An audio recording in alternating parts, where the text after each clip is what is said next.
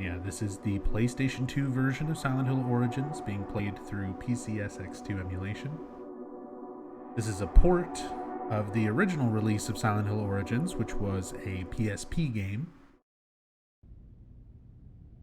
And as far as ports go, they changed some graphics and texture things. For the most part, they are identical.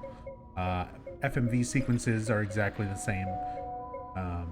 Those were actually some of the few things that were developed for the first version of Silent Hill Origins that wound up being scrapped, and basically a second version of Origins was done midway through production, and that is what we see here in the final release, at least for the original PSP version. This version, the PS2 version, is a little bit more cleaned up, a little bit better textures.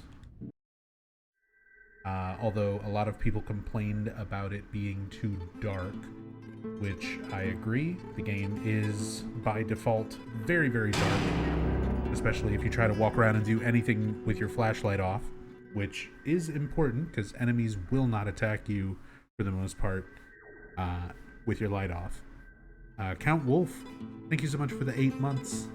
Very much appreciate it. Welcome back. Thank you, thank you.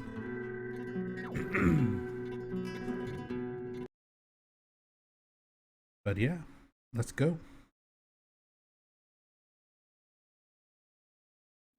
Little Flauros in the loading screen. Who'd I just pass there? That you, good buddy? Treetop tall and wall to wall. Travis, you messed up son of a Travis bitch. Grady. What you doing on my road? Late on a gig, bud. Trucker by profession. Stop up for coffee as soon as I hit Brahms.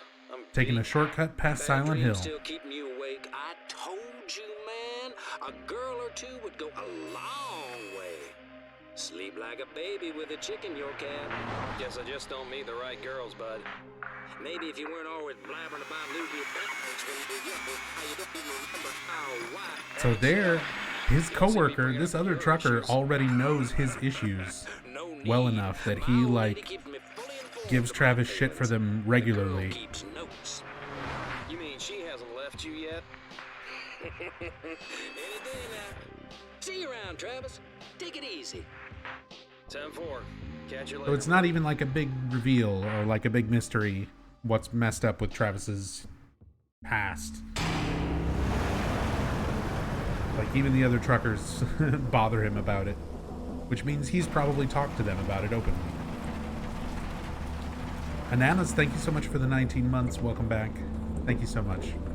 Delivering packages with Norman and watching Silent Hill, the Cozy Zone. Yeah, we need to do some more package delivery before too long.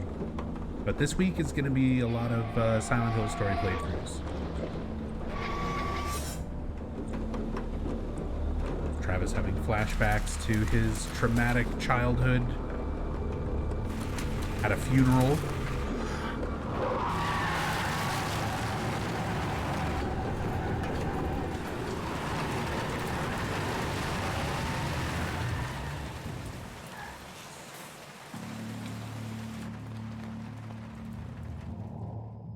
We see Alessa as a figure in the road, something that technically Alessa should not even be able to be doing yet. She's able to project herself around the town in Silent Hill 1 because she's manipulating the other half of her soul, Cheryl, after she was returned to Silent Hill with Harry Mason. That happened 7 years after this game. So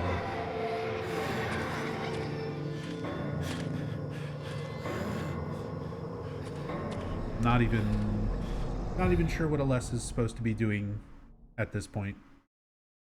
We were talking about the logic about this during yesterday's attempt that never happened, and we're pretending doesn't exist, where Alessa straight up says, "Let me burn." She knows that she'd be useless to the cult if she just died and didn't carry out her purpose in the ritual. So she specifically says to Travis when you encounter her, "Let me burn," but she's going through all the trouble of leading Travis to her to save her, so getting some mixed signals. That girl, did I hit her? I need to catch up with her. back the other way. Also, there's a stop sign just in the middle of the road there. No intersection or anything. Same dialogue if you try to go back.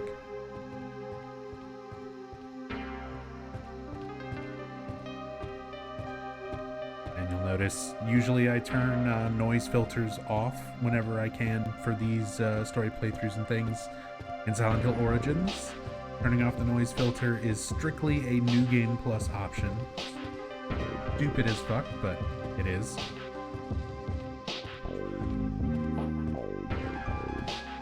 Despite this being the first Western-developed Silent Hill game, originally made by Climax Studios in Los Angeles, although that first version was scrapped and production was sent to Climax Studios in UK, where Sam Barlow basically had to get his team together and remake the game from scratch, almost. Very few assets and aspects of that first version of Silent Hill Origins were kept for the final retail version, but despite this being the first Western-developed Silent Hill game, Akira Yamaoka stayed on board to continue doing music, which is why we have this wonderful song right here.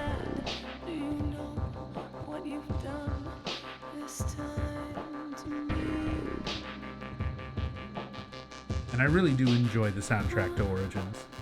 Even though it's not one of my favorites compared to a lot of Yamaoka's previous work, it's got some really good songs. Got some really strong stuff in there. But a lot of it also just doesn't feel very fleshed out. Doesn't have as much depth. It feels like a lot of small pieces and loops, rather than like fully fleshed out songs. But it's still not bad.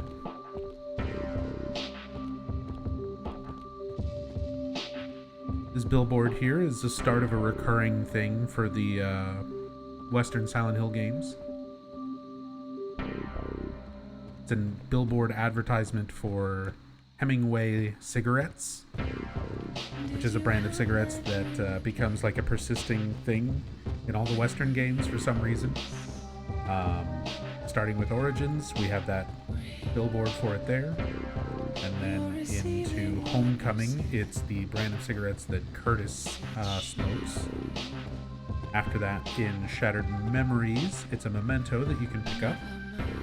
And then in Downpour, it is the pack of cigarettes that DJ Bobby Ricks smokes. You can see a pack of them in his shirt pocket.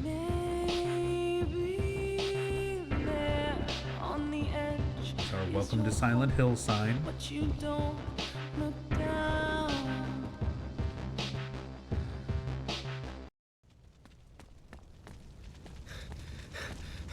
Not fog. It's smoke. My God. So that whole time walking through all that fog, it's not actually fog, it's smoke. From a house fire. And Travis somehow couldn't smell the difference. That's Dahlia Gillespie that we just saw. And there's only supposed to be 7 years of difference between this game and Silent Hill 1. As far as timeline. But Dahlia looks very, very different. A lot more different than 7 years probably should have, you know, as far as an effect on her.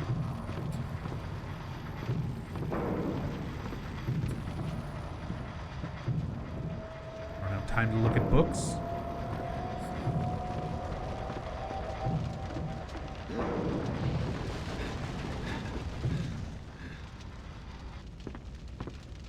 See, there's a painting of Pyramid Head here at the top of the stairs. It's a little bit hard to see with all the smoke effect and noise effect and everything.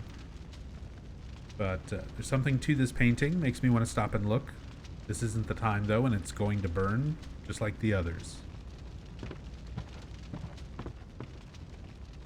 Gyromancy aged her like milk. Really took a lot out of her over the next 7 years. They feel a bit less meaningful than the connections between early entries, but I do like the few nods the Western games have to each other. Yeah, they definitely don't tie in the way you know, Silent Hill 1 through 4 kind of had these little mentions and nods. But they would still throw stuff in every once in a while that made for like an interesting kind of continuity. Little things like the Hemingway cigarettes. I prefer that sort of stuff, like the smaller detail, you know, world building things, to the like blatant fan service, like, hey, look at this.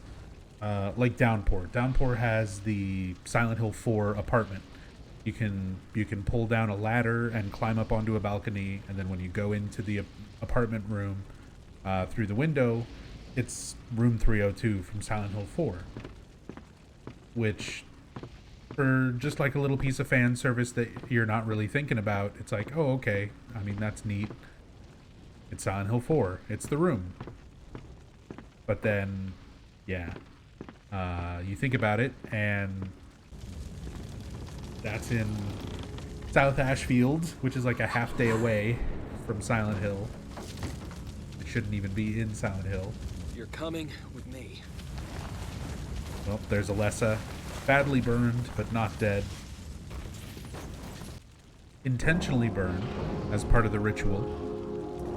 One of those things that was a pretty common point of debate among Silent Hill fans when it comes to the plot of Silent Hill 1, whether or not Alessa was burned as part of the ritual. I think these days more people lean towards her being burned as part of the ritual, but I don't know. There is also evidence to support that there could have been a boiler explosion due to the heightened stress levels of Alessa during the impregnation of Silent Hill 1. So there's a lot of back and forth on that, but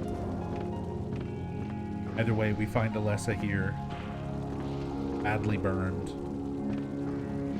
with a halo of the sun, sort of marking where she's been ritualistically set up here.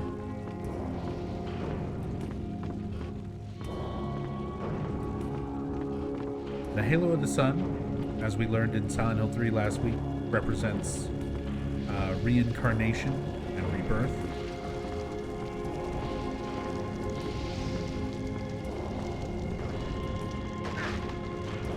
Look at this. Look how much of a badass Travis is.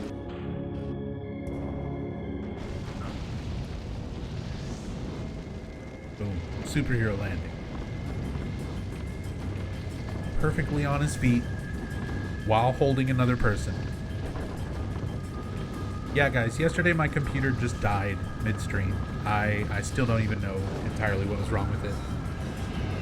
But we're here again. We're trying again.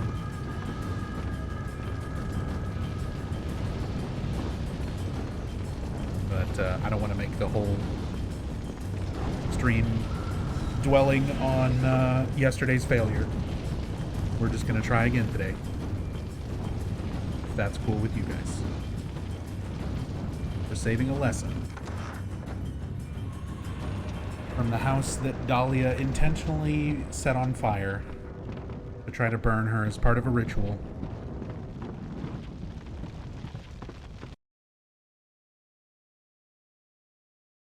And Travis saved her. She's fine.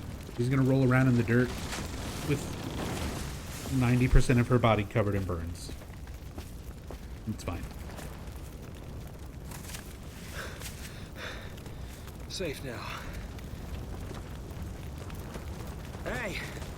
Someone help her! Where is everyone?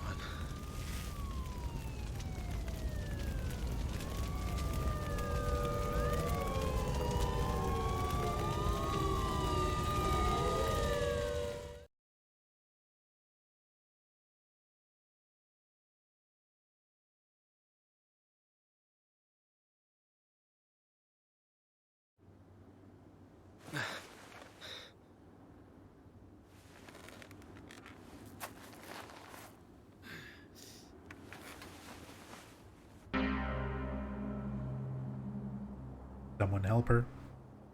Where am I? mean, technically they will keep her alive. I don't know if it really counts as helping.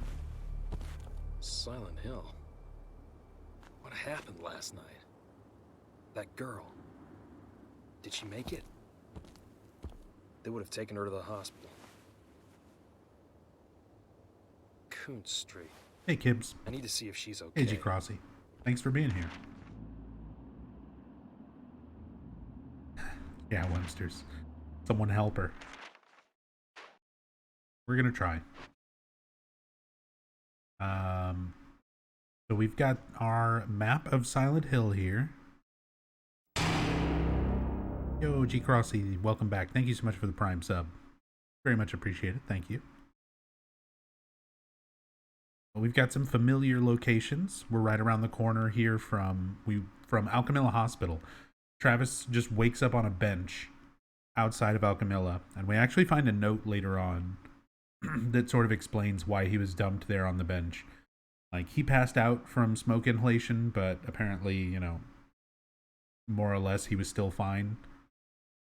And we find a note that the hospital basically is having renovations done and can't take in as many patients as they normally would be able to. So there's a note specifically saying, you know, if they're not dying in your arms, don't book them into the hospital. So Travis would have showed up with the ambulance. They would have been like, yeah, he passed out, but otherwise he's fine. And then they just dump him on the bench outside. American healthcare at its finest. Pretty accurate.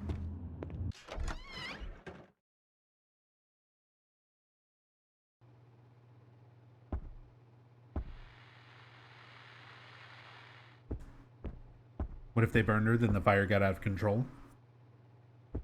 It's possible. You would think Dahlia would have been expecting it to get out of control when it's set up to be, you know, on the second floor of her house on the ground. Like in the middle of the floor. But either way, the entire house really burning down isn't the thing that I'm like bringing up into question. It's more so the intention behind the fire in the first place, whether or not that's part of the ritual or if that was something that was accidental, because that was something that was left vague in Silent Hill 1 that notes in Silent Hill 3 and then this cutscene in Silent Hill Origins try to sort of confirm that fire is part of the impregnation ritual, that it wasn't just like accidental.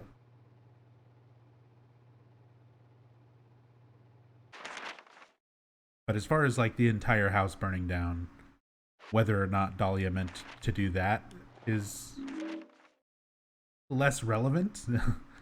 But I don't actually know if it was something that was planned.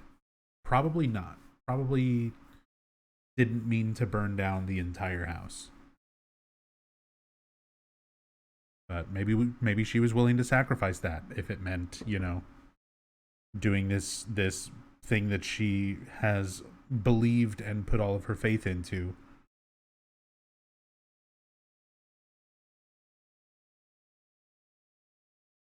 But here is some information about the construction happening in Alchemilla Hospital. Under construction.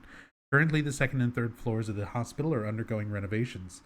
At this time, they are closed to patients and visitors. Work continues in earnest, and the hospital management thanks you for your continued cooperation. We try to minimize the disruption. We estimate the construction will be completed within 6 months. Restructuring of the third floor will almost double our capacity for inpatient and introduce cleaner, more modern facilities. Here at Alchemilla, the quality of care we provide to you, our valued patient, is of the utmost importance. Dr. Phillips, Chairman of Alchemilla Board. So, you find the first note, it's kind of talking about the construction as it is, but then we find some of the more like blatant notes where the director, I think it might be Kaufman, either Kaufman or one of the doctors, talking about not to book any patients in.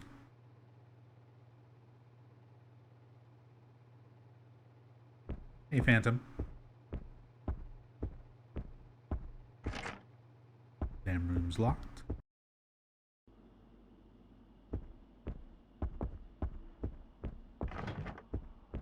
Pretty much everything here is locked. Still some somewhat familiar areas like this hallway and everything in Silent Hill 1. Where you would come in through here and pick up a key. You'd come into here, pick up the plastic bottle, go into Hoffman's office here, and pick up the Aglopatus. So you kind of have that moment. I was talking about this during Silent Hill 3, where I was like, man, I really wish you would retrace some of those Silent Hill 1 areas, but, you know, with a little bit better graphics. To be fair to Origins, as much as I don't really care for this game overall, it does sort of give you that sense of exploring some of the Silent Hill 1 areas, but along with a lot of new places. Mostly new places. Hey, you a doctor? There's Kaufman. That fire Only alarm. 7 years The younger. girl who was burned. Is she here? A girl? We've received no new patients in the last day or so. Was she hurt? She was burned all over. Are you a relative? What did you say her name was? I don't know her name. I was the one who saved her from the fire. She must have been brought here. Is there another hospital? I'm sorry. Perhaps someone in reception could help you. I have urgent business to attend to. Goodbye.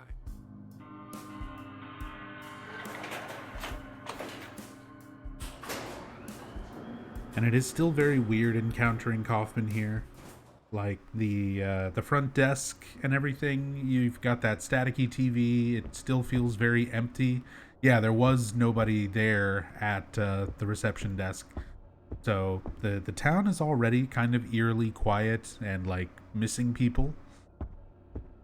Yet we seem to run into Kaufman, and we'll see later Kaufman and Lisa just like blatantly in the other world. Like apparently they're very acclimated to it and aware of it. Despite Kaufman reacting to the other world and all the nightmarish things happening in Silent Hill 1 as though he had never seen them before. A dirty gurney. Someone just left it here. So a gurney stained with blood, and we're going to kind of find, as Travis goes through, little clues, all this evidence that Alessa had just been moved through Alchemilla Hospital, that she was being cared for and kept alive since she's needed for the cult's ritual.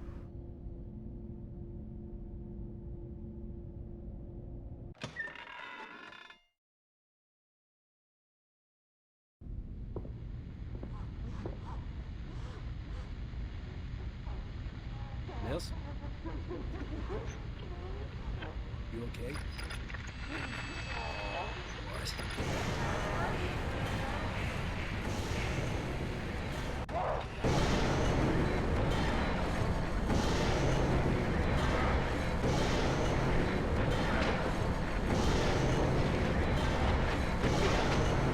Boom. Got her with the hammer. Yeah, this is also the first real Silent Hill game, excuse me, where you can forego weapons, and you can just straight up go around punching monsters. I don't get it. Are they already in the fog world? There's no real set state of reality or dimension from game to game. All of the Silent Hill games kind of individually deal with reality and the other world in their own separate ways. So, for example, Origins, there is basically just real world and other world. You have real world on this side of the mirror, you have other world on that side of the mirror. Travis has the ability to just really go in between the two, but it's not Silent Hill, like from game to game, all treat reality differently. Some of them, it's treated more like different planes of existence or different dimensions simultaneously existing. Some of them, like Silent Hill 1, it's treated as strictly one dimension, where a nightmare is warping reality.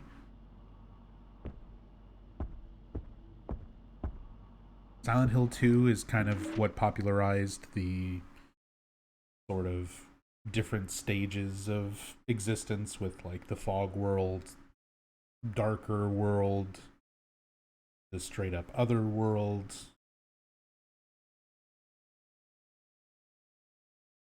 But yeah, with Origins, there is just reality on one side of the mirror and Otherworld on the other side of the mirror.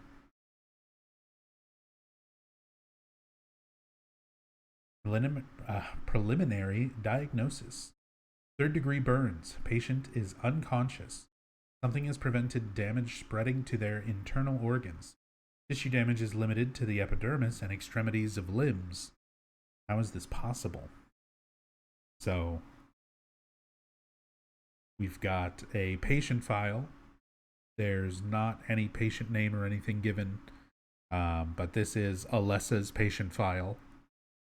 So she's suffered 3rd-degree burns, is unconscious, but something has prevented the damage from spreading to the internal organs. So everything, all the burns and everything that she sustained, were strictly, superficial. It was all her skin, her flesh, still horribly, horribly burned, but none of her internal organs were in danger or damaged, so that she would be kept alive.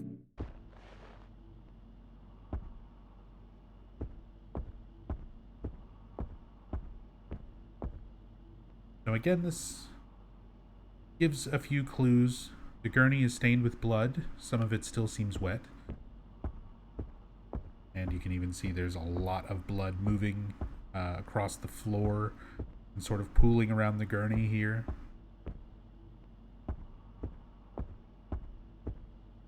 Where I'm just trying to figure out the intentions of this game.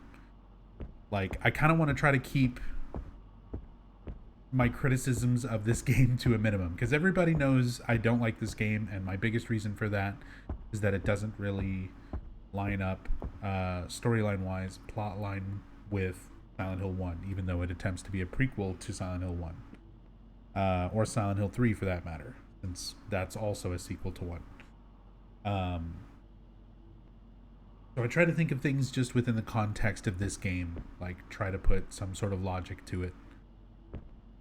That Alessa was burned intentionally. The entire Gillespie house burned, possibly intentionally, but we're unsure. And then something prevented Alessa from being burned badly enough for it to be fatal.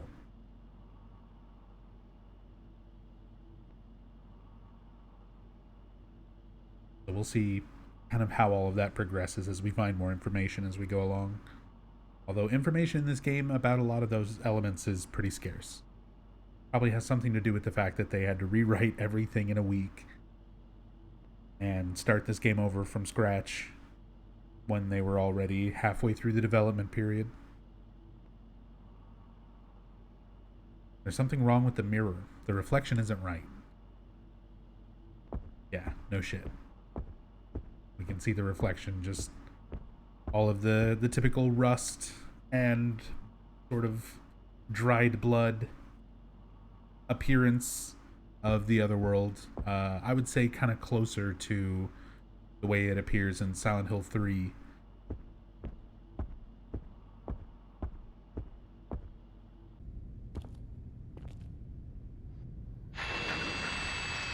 Can you kill bosses with your fists? You can kill everything in this entire game with just your fists.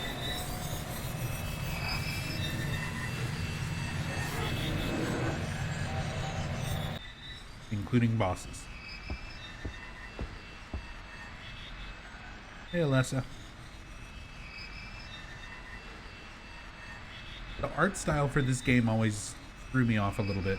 The way, like, adults are modeled and the way, like, Alessa is modeled always looks so kind of weird and different. Like, is it just me? Where it looks, Alessa's model looks like it's from like an entirely different game. It looks like she's from Kingdom Hearts. You're the girl from the fire. How did you...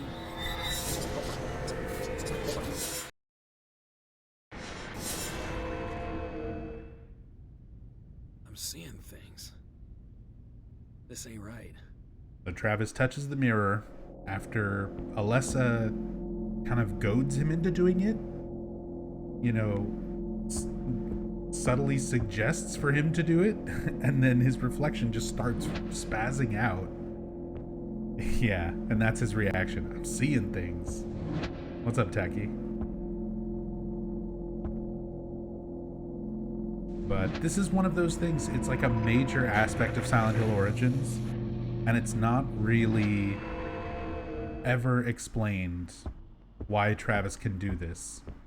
There's implications that his mother, Helen Grady, was able to do this and can just go in between worlds through mirrors. But why can she do that? Why can Travis do that? These are things that are just absolute mysteries. But hey, we've got a scalpel. We're now officially in the other world. We got some plastic lungs from a box that says breathe, written in blood.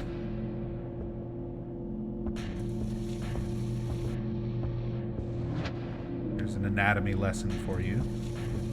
Lungs let you breathe. This is a game made for adults. Fist only run? We could do that.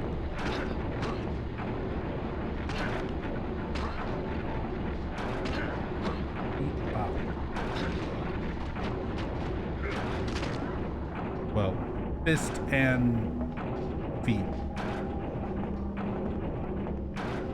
We're gonna stomp them out. Oh my god, it's actually happening? Yeah, why not? Why not fist only? It's not actually that difficult.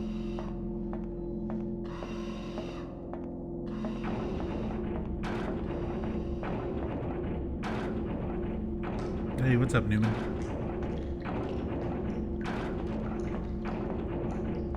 See, they kind of try, like, I'll give it to Origins, and I understand why a lot of people say that this one still kind of, like, sometimes captures the feel of the Silent Hill games. You get some of these weird, like, cocked angles. But it's also just kind of, you know... It's a bloody bathroom with barbed wire on the windows.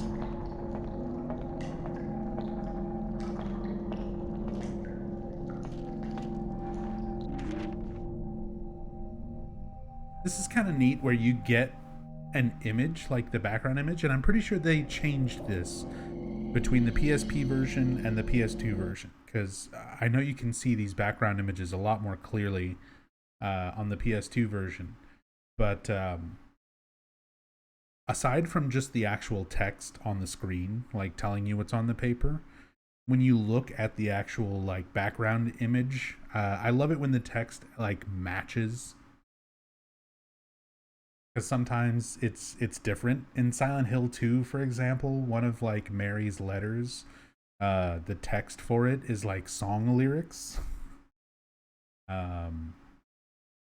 From, God, what was it? It's like a Bon Jovi song or something. Anyway, parts of this note are obscured. Worry not. Blank, blank, blank, blank, blank, blank, blank. I have used the blank to contain her power. No one will come to her aid. Blank, blank, blank, blank, one of the 5 blank. Hide them, protect them, blank. So, It's like impossible to read through the text that's on the screen where they have the blanked out stuff. But if you look at the note, like just the actual picture, I wish there was a way to keep that up on screen. Luckily, it kind of stays up for a few seconds before it puts the text on top. So you can kind of make out parts of the note that are blanked out. Like, I have used the blank.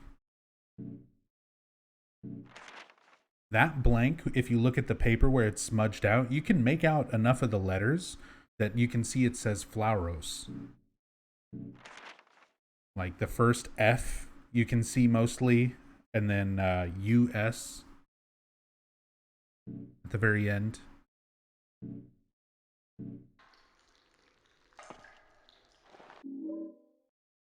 I got the golden egg.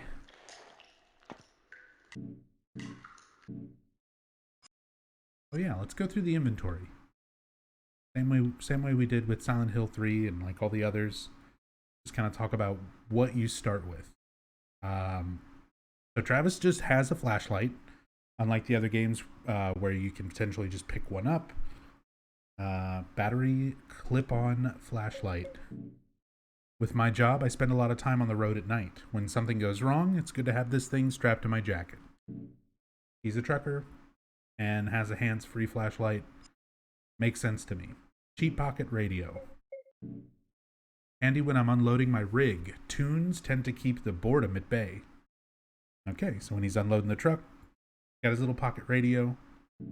Of course, the radio serving the same function as it does in the other games. It plays static whenever enemies are nearby. We'll try turning it off for a little bit. Lucky quarter. Status gets messed up. Yeah, that's one of the weird graphic issues with the emulator. Managed to fix most of the graphic problems with the emulation, but that's one of them that's like a consistent issue. Lucky quarter. I've had this quarter since I was a kid. From when my parents died, it's kind of a lucky charm. So that's one of the few things early, super early in the game where we have Travis mentioning his parents dying. Which is going to wind up being not only a big part of the storyline, but the quarter itself is going to be necessary to solve a puzzle pretty much at the very end of the game. It has something scratched into it. Looks like 61. These are the plastic lungs we picked up. The plastic organ is a replica of a set of human lungs.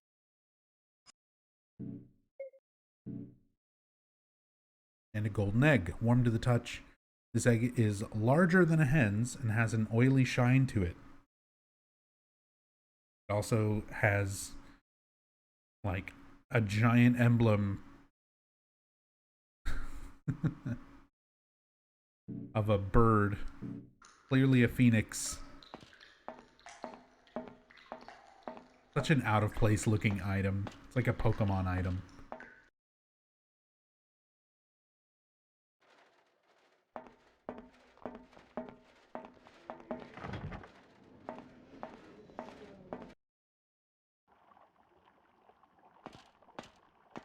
It's like the pendant from the third game, kind of.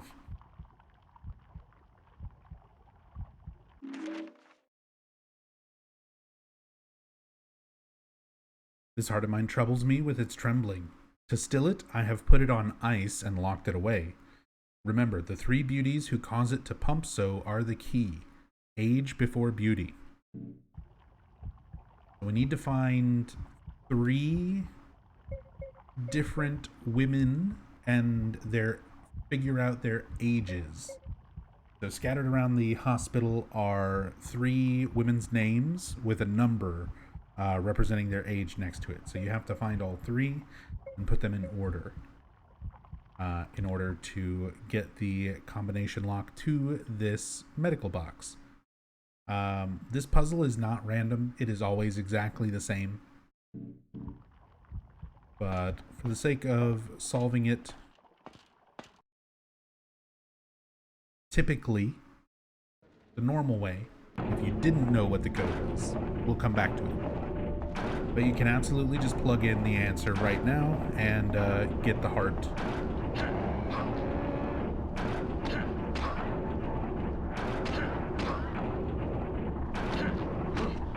And this is why fist only is not too terrible in this game.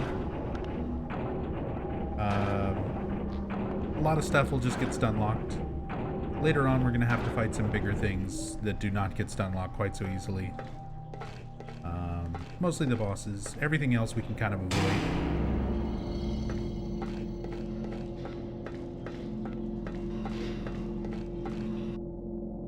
Shielby, thank you so much for the 7 months in a row. Thank you. Very much appreciate it. I guess I don't need to pick up weapons if we're just fist only. And this is kind of the secret to combat and just getting around in general in Origins. And why it's such an issue that the PS2 port of this game was so much darker than the PSP version. Is turning your light off basically makes enemies not notice you. Like, you turn invisible. There's an oval depression in the door. Underneath is a plaque which reads, "Even in this inferno, from out of the flames, I saw life born anew." The more imagery and references to a phoenix.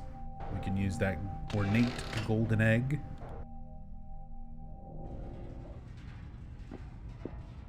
And that lets us into the bathroom here.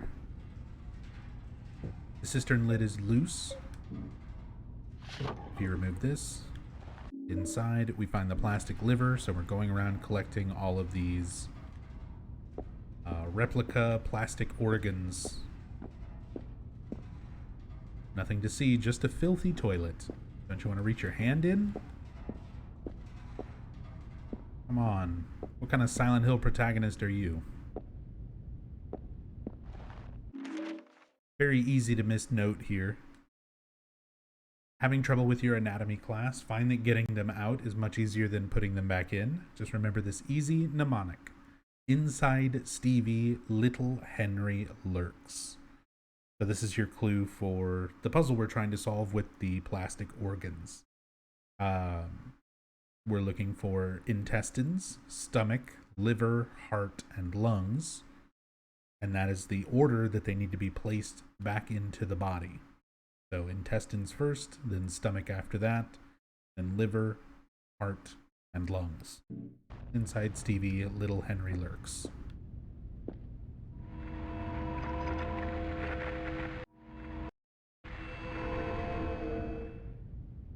I don't know if that's like a reference to Henry from Silent Hill 4. Maybe. Henry's a pretty common name. Maybe Henry is lurking inside of someone named Steve. I'm not here to judge.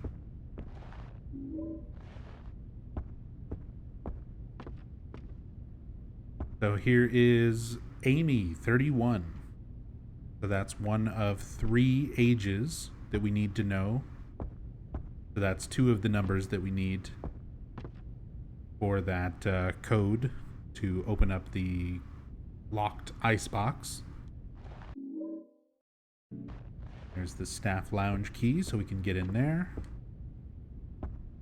And this was previously locked. Now we can unlock it from this side.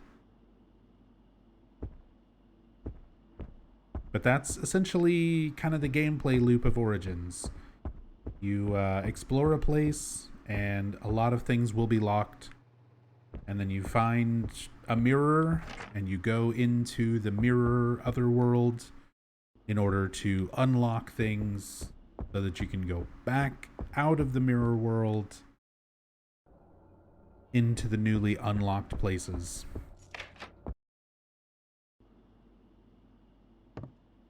There we see the Hemingway brand again on that ashtray.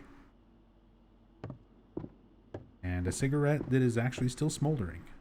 Just old textbooks, reports, and magazines. Nothing I need.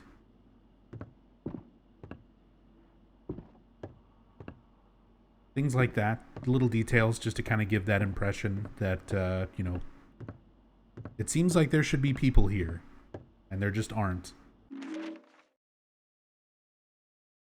construction.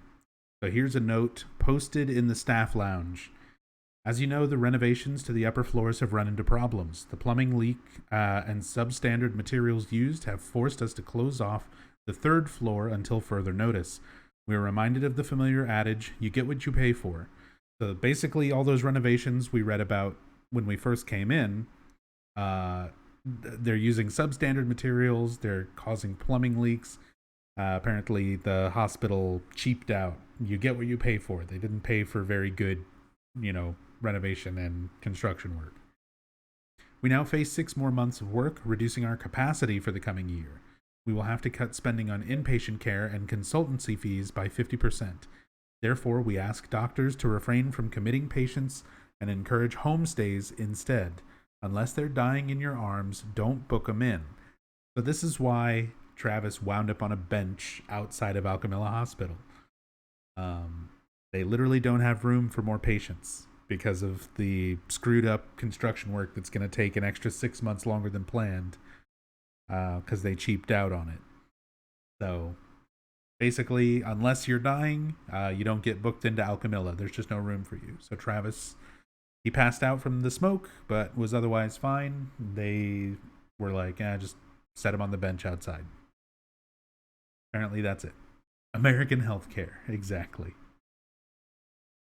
Worry not, the staff party is still on. Our recreation budget is locked away where no one can tamper. Everyone meet at Annie's bar. That's the bar in Silent Hill 1 where you meet Kaufman when he's getting attacked by... Well, you meet him again when he's getting attacked by the Clawfinger. 8 p.m. on Friday. Alcohol, medicinal of course, and food will be free. Arrive early to grab a trainee nurse. They go quick. Casual sexism in the workplace.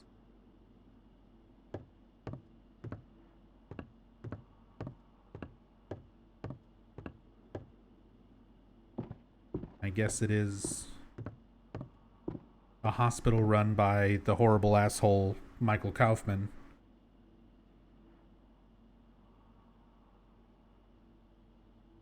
Someone has written on the wall, it says Lucy, 23. We've got Amy, 31, and Lucy, 23. We've got a toaster. And we've got an exam room key. You might be wondering, why would you pick up that toaster? Is the toaster possibly like a puzzle item, like the hair dryer for, electrocuting a monster in Silent Hill 3, like that kind of thing? No, this is a weapon. This here is my throw-in toaster. And we can just whip this as hard as we can at an enemy. And the great thing about charge up weapons in this game, like throwing weapons, you can like hold the button down to deal more damage. And when you have it fully charged up, the entire fucking world shakes.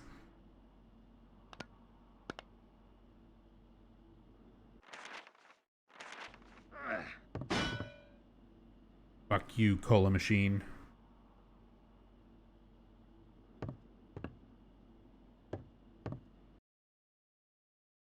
Goodbye, toaster.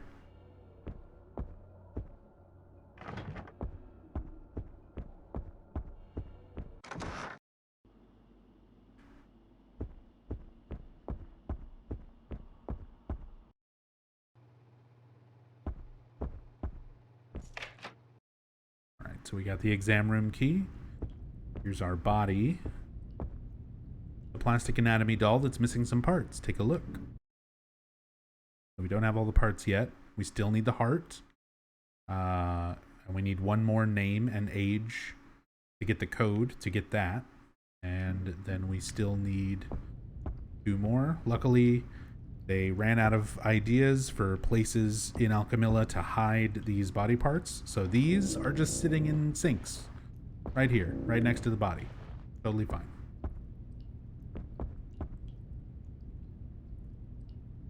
There's a light box on the wall. Turn it on. Someone has written on the x-ray. It says Sarah 19. So there we go. We've got each of our ages for each of our 3 women, and we just need to put them in order from youngest to oldest. Age before beauty is the hint that it gives on the note next to the cooler. To all staff, it is forbidden to enter my office unaccompanied until further notice. Dr. Kaufman. So Kaufman's restricting access to his office because he's doing shady shit. He's involved with the cult and with Alessa, all of this. And I'm stealing his typewriter because that's another thing that I can throw at a fucking demon. I'm also gonna steal this alcohol bottle. Although we're doing fist only, so I don't know. We'll see if we want to commit to that. How hard we commit to the typewriter. Or if we want to just stick to fist only. But okay. We've got all the numbers we need to open up the ice box with the heart. So we can go back there.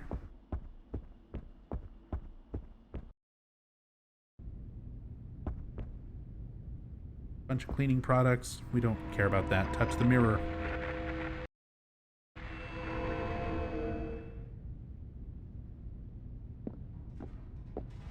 Knew about tossing weapons in this game, but I don't think I ever knew you could charge them up Silent Hill 4 style. You can charge every weapon Silent Hill 4 style. So all weapons have 3 attacks. Combat in this game actually like has a little bit of depth to it. It doesn't have like the block system and stuff like that, the way like Silent Hill 2 and Silent Hill 3 had the ability to block and stuff, but you do, at the very least, get to swing. So you can tap the button to swing like that and basically do combos. But then you can also move the directional stick while you're attacking, and that does like a stronger overhead attack. And then you can hold the button down and the world shakes because you are just that powerful. And then you swing your weapon. So that's the hammer move set. Here's the scalpel move set.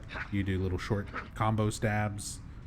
You can charge it up, do one big powerful swipe, or you can swing while pressing the directional button and you do like a bottom of the palm stab.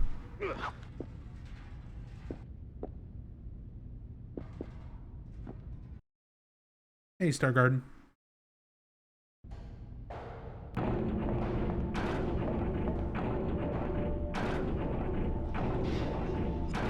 But yeah, for now, we'll just stick to the fists.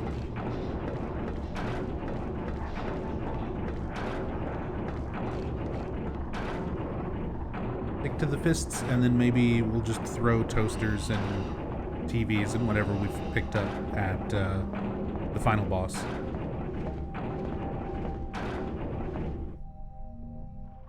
It's a shame enemies have crazy aggro until you start attacking them, at which point they get stun locked. They tried to make it deep at least.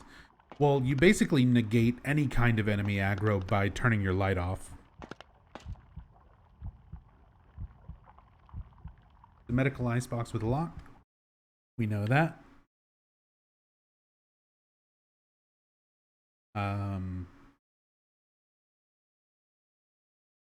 So 31, 23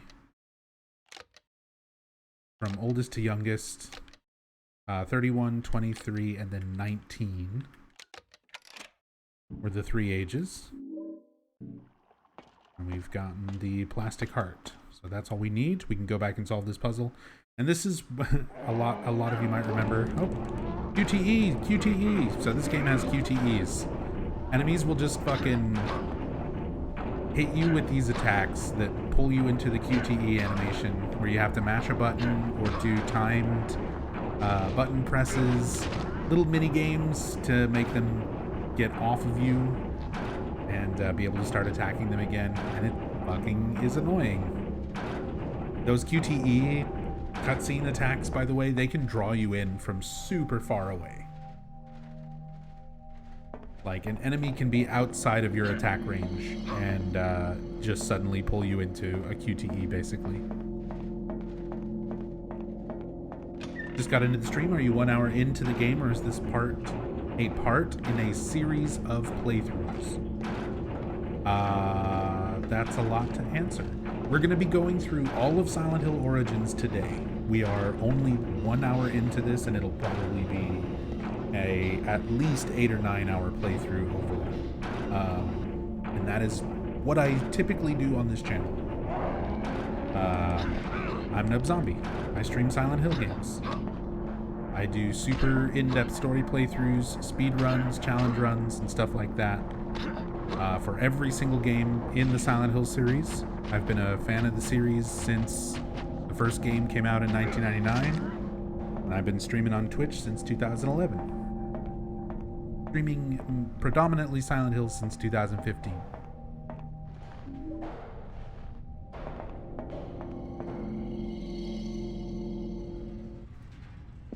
So, this is one of many, many, many playthroughs over the years of Silent Hill Origins that I've done. I have like tens of thousands of hours in the Silent Hill series. No exaggeration. So, I wouldn't necessarily call it part in a series of playthroughs. It is just what I do on the channel. Among occasionally other things.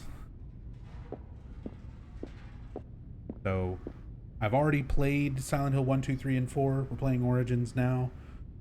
Over the next week, I'm going to be playing Homecoming, Shattered Memories, and Downpour. On Mondays, like later on this evening, I'll be playing Silent Hill Book of Memories. And then once I'm done going through the series, we start all over and go through them all again.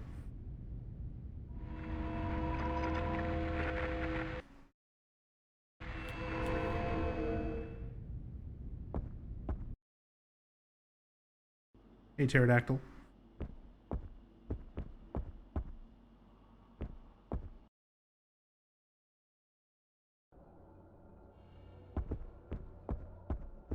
Need to go the other way.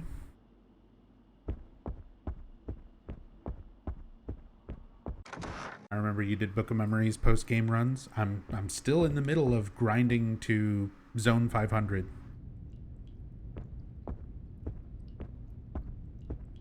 So, we're like 70-something zones away from that. And I play almost every Monday. Alright, so inside intestines.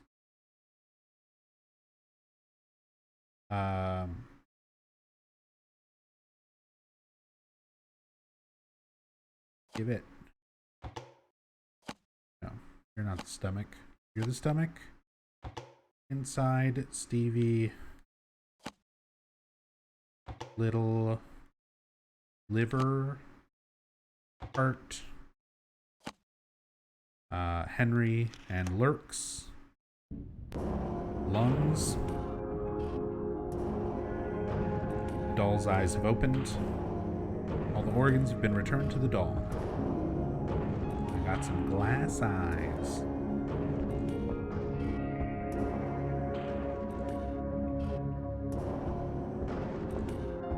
Yes, we are 1 hour into this game from the very beginning.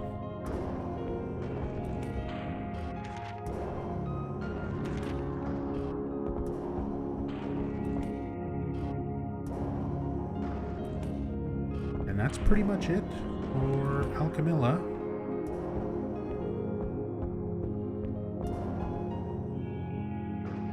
The doll opened up, or its eyes opened up. And there's a door that we need to go through.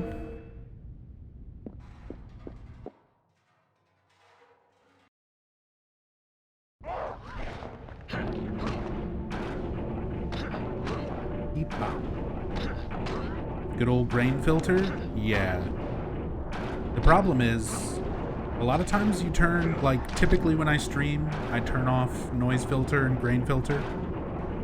In Origins, you do have the option to turn it off, but it is a New Game Plus option only. They don't give you the ability to fucking turn off the noise filter on your first playthrough. If you're not playing New Game Plus, then you can't turn it off.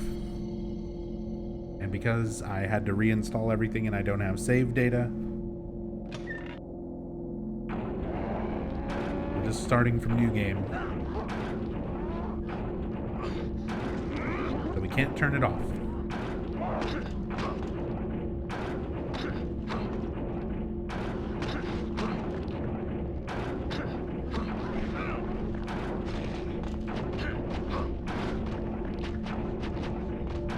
Squished.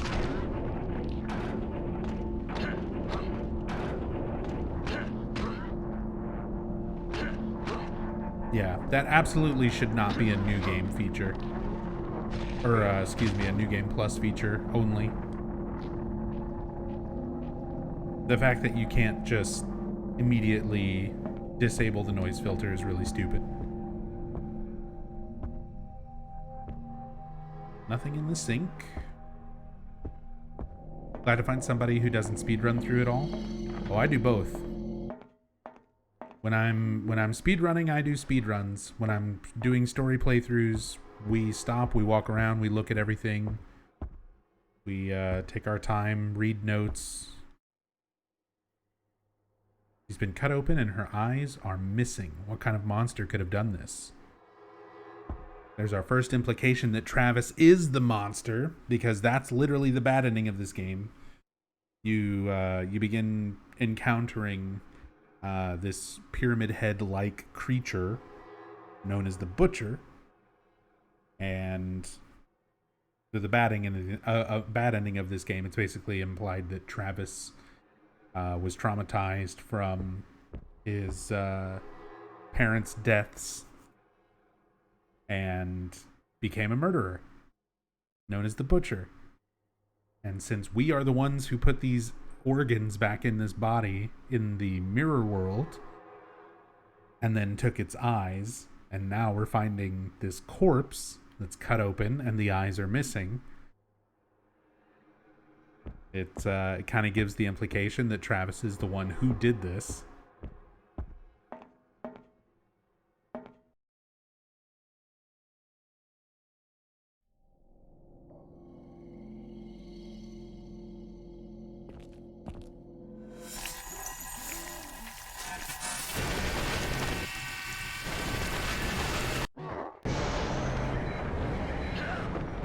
QTE. So this time, instead of mashing a button, I've got to wait for the button prompt. And we've got a patient demon.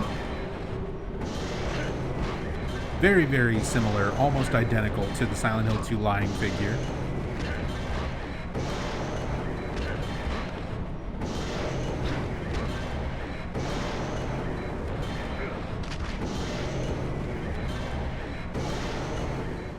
And there you go. What a boss fight. And this is one of those games where whenever you fight a boss, it basically just becomes like a normal enemy afterwards. With the exception of some of them. But this one in particular, it just becomes a regular boss after. And now we get our Halo of the Sun with a single piece of the Flauros. So the Flauros in Silent Hill 1, it was this specific thing. It was all one piece, like a pyramid, although it did split apart and have light shoot out of it. In Silent Hill 1, we see that it's used to break through Alessa's psychic barrier. She basically has a barrier around the other half of her soul that was Cheryl, that she was using to project around the town. Dahlia Gillespie was trying to capture that other half of her soul in order to reunite it, but Dahlia was unable to get close to Alessa in order to capture that other half of her soul. So in order to do that, she gives Harry Mason the Flauros, and the Flauros activates when Harry Mason in Lakeside Amusement Park approaches Alessa. The The Flauros flies up out of his hand. Light shoots out of it. It pierces through Alessa's psychic barrier and allows Dahlia to recapture Alessa. In this game, the Flauros does completely different things. They completely change it. And you start off by collecting each sort of piece of it. So in order to try and hide this Flauros or prevent it from being used, Dahlia had split it. And that was that note with all those blanks. Worry not, blank, blank, blank. I've used the blank to contain her power. So that word was Flauros. I pointed that out, that you can read that word on the graphic of the paper with the writing on it behind the text. So Dahlia said, I've used the Flauros to contain her power. No one will come to her aid. Blank, blank, blank. One of the 5 blank. So the 5 pieces. The Flauros has been split. Hide them, protect them. So she used the Flauros to seal Alessa's power and then split the Flauros up so that no one would come to her aid. And Travis is going to do Alessa a solid and collect all of these pieces. We got the future piece. What is this? What's this?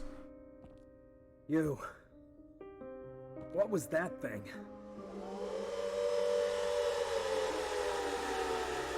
This isn't happening.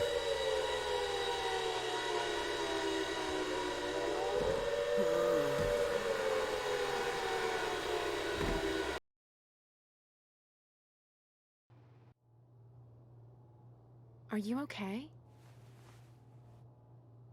Sorry, did I startle you? My name is Lisa. I'm a trainee here.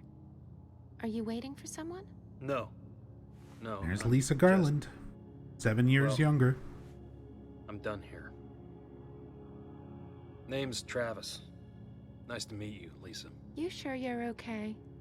You look a little shaken up. Sorry. No, it's okay. To be honest, I've been a little off all day. I was in a fire last night. I'm not a fan of her character model in Fire in the this. business district? How awful. I heard about that. No one knows how it got started. And that poor girl, Alessa Gillespie. The business to die district. like that. Apparently, the Gillespie house was in Alessa? the business district. She died? Yes. And the business district was Sorry. apparently just Did you a know big her? flat No. dirt area But- with nothing but one house. Never mind. Like, we saw Well, that area. I have to run. Dr. Kaufman wants to meet me over at Cedar Grove Sanitarium, and he'll be mad if I'm late. Maybe see you around? So once Take it again, easy, Travis has Travis. absolutely You too, zero Lisa. motivation.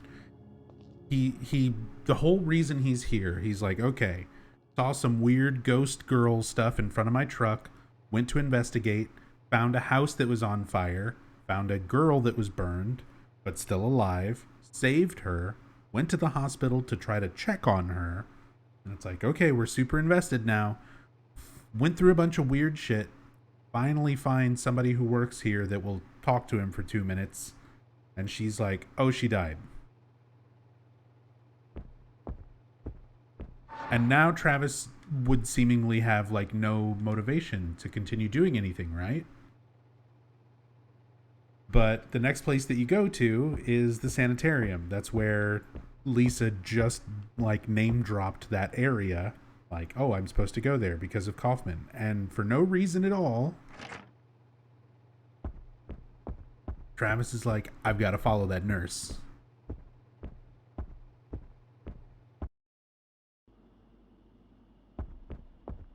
I don't know why I'm so involved in what's going on here. I am absolutely going to get fired from my trucking job. My truck has just been sitting with the door open in the middle of the road on the outskirts of town.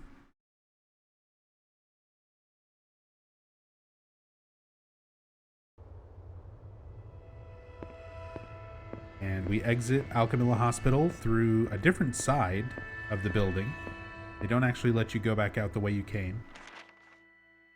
And because you exit out over here on the side, we're going to start running around and exploring some of these segments of Silent Hill. Again, most of it is sort of new areas specifically added for Origins, but there's a little bit of the Silent Hill 1 town.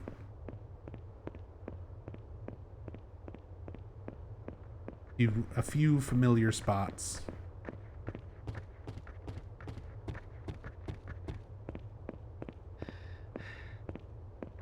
Look at how messed up that is. Whole road and everything is all collapsed. The whole building and is just like torn beams. Classic Silent Hill. You're not leaving even if you wanted to. I mean, at this point, yeah, he's trapped. But initially coming into the town, he just abandoned his truck. Yeah, the truck's probably been looted at this point. Someone's robbed him. Oh, God. Guy. Oh, and we're about to start dealing with one of the most annoying things about Travis. Is his overall lack of stamina. There it goes. So just like Silent Hill, 2 and Silent Hill 3, whenever James and Heather run or fight or do anything for too long, they get tired. And once you're out of stamina, you don't run as fast.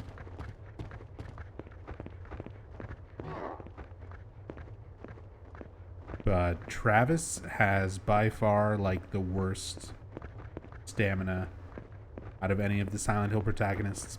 See, like Harry in Silent Hill 1 and Henry in Silent Hill 4, they can just run. They can just run non-stop.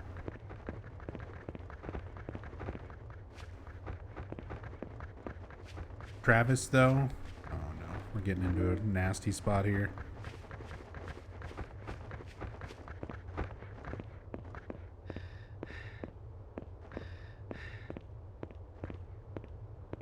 Travis, he inhaled all that smoke, so his lungs are not well. So, I've actually heard some fan theories that are kind of funny, I guess. I mean, it's a bit of a stretch, I think, but it could make sense. But I always find it weird.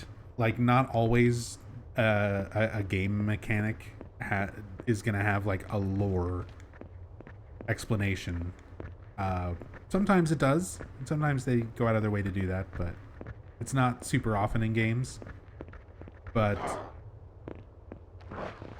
one of those fan theories is that Travis, when he was younger, we find out later in the story that his mother, Helen, had tried to kill him. And one of the ways that she had tried to kill him was by opening up the oven and filling up the house with gas, and trying to basically chemically suffocate Travis. And fans theorize that when this happened, Travis breathing in all of those fumes and things as a kid in that attempt on his life from his mother is what messed up his lungs. So he's not very good at running.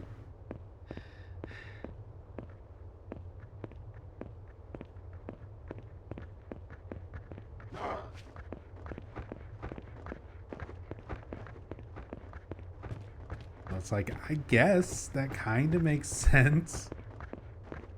Oh. Energy drink, though. Eat your heart out, Death Stranding. You weren't the first. We've got a caffeinated drink. Caffeinated drink with a kick. I sometimes drink these on long drives. Keeps me awake. Oh yeah, and the health drink. With a mixture of herbs and vitamins, this drink is perfect for combating aches and pains. Oh man, we gotta examine all the silly shit we've picked up.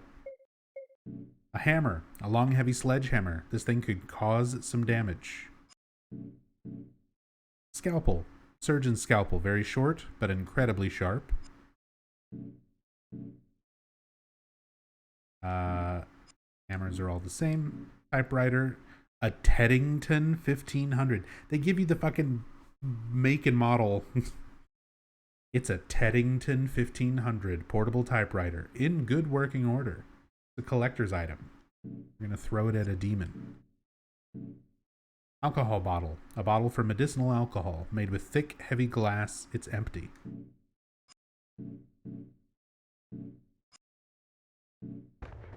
Okay.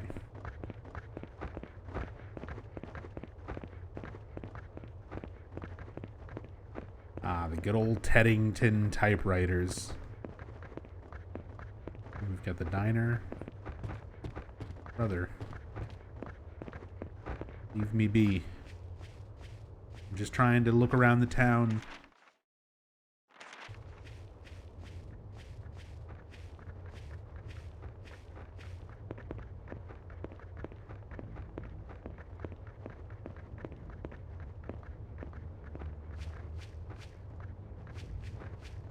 Yeah, on Lamax. I rotate out, like, versions of the games that I play for story playthroughs. So sometimes I'll use mods and things like that to enhance graphics. Sometimes I won't. Sometimes I'll play on original hardware. Sometimes I do emulation or PC versions when it's available. Mods, no mods. Like pretty much every variation.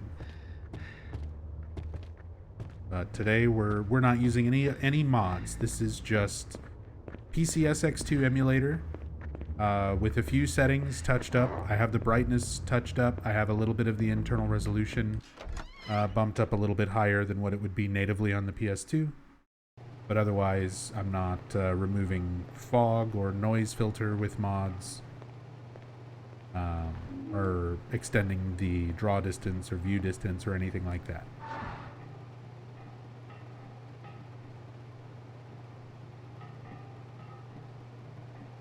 We've made our way to the butcher.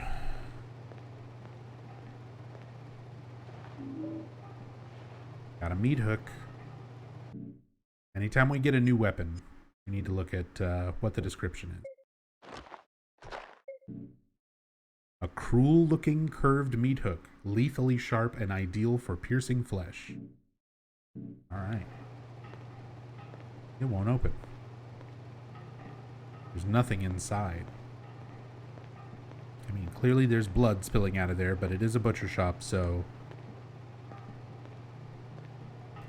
some of that is to be expected. There's just a straight-up cow head on the wall. Another piece of meat.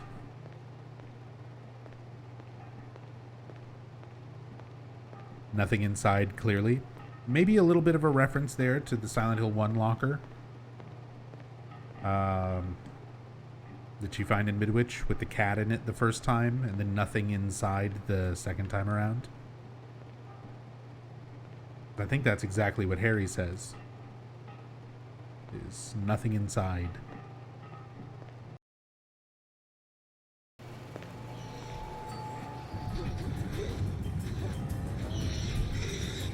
Nurse just sitting there shaking around, and our introduction to not Pyramid Head.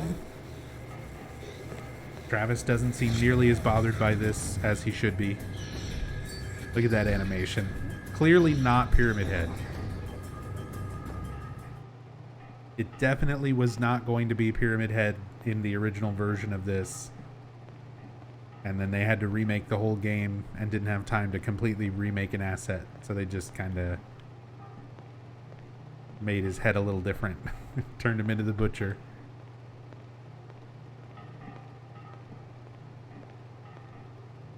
This is awful. She's been cut almost in half. That way. Energy drank. First aid kit. that our first aid kit? Complete first aid kit. Filled with bandages, sutures, and other medical supplies. This can treat serious injuries.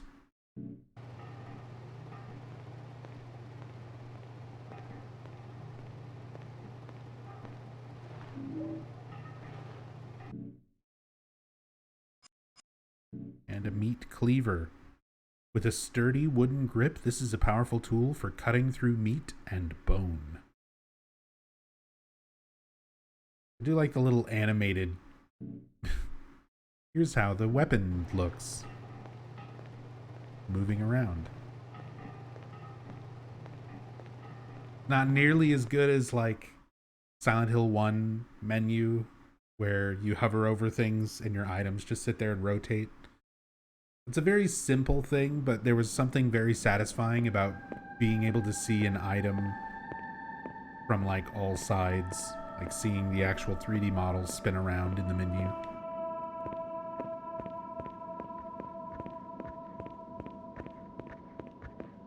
Alright, so there's our little forced introduction with the Butcher, who's just kind of this game's recurring big monster man. And yeah, in case you didn't pick up on my sarcasm earlier, when they were originally first working on Silent Hill Origins, it was a very, very different project. The story was completely different, the gameplay and the visuals and everything was completely different. And Pyramid Head was going to be an enemy character, but they wound up changing that and basically having to remake the entire game using the remaining budget and time frame from basically the first team trying and failing.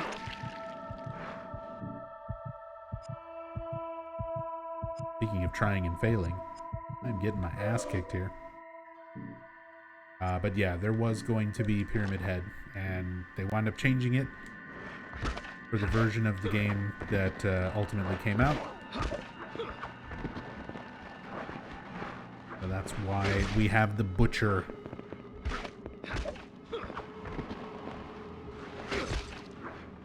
Sorry, so much for the fist only run. Fist only is not terrible. One of these days we'll do a proper fist only like playthrough challenge run. I've done one before, but it's been a long time. We gotta find something to pick up. So Travis, he kneels down and like picks items up off the ground, but he actually has a separate... Oh yeah, we've got a note here. She's asleep now. Written on a parking ticket. Gotta wonder, like, why... Who is leaving these little clues? Sometimes it seems like it's Dahlia. Sometimes it seems like it might be Kaufman. Alessa shouldn't really be able to be, like, manipulating things at this point, but this game's also got a very skewed sort of sense of plot.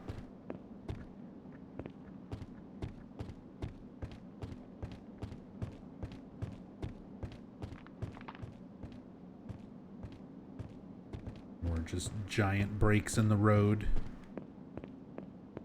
trapping you in, preventing you from crossing.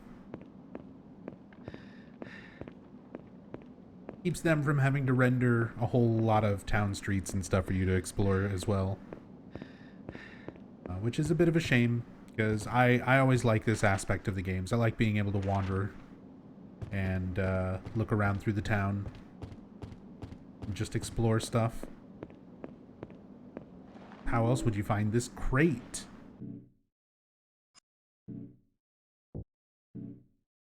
Looks like they used, looks like this... Wait, what? Looks like this used to carry bottles or something. I was having a stroke. Don't worry about me.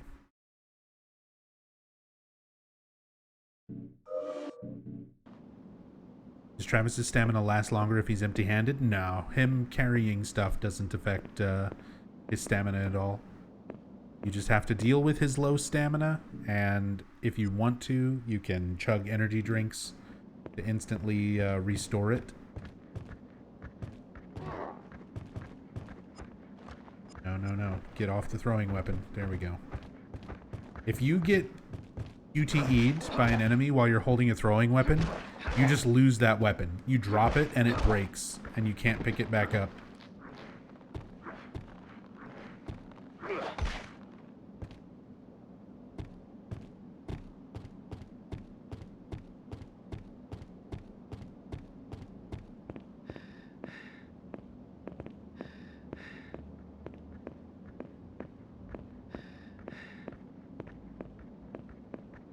Liked that in 2, but also got lost a lot. I think getting lost and wandering around the streets just kind of aimlessly is part of the fun of the games.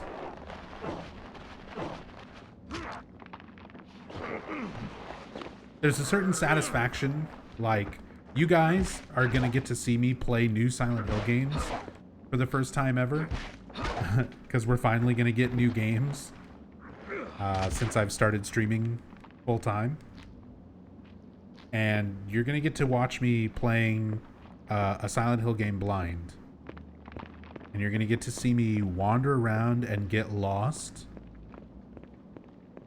hundreds of times across hundreds of playthroughs, so that I have that satisfaction of like gradually learning where absolutely everything is.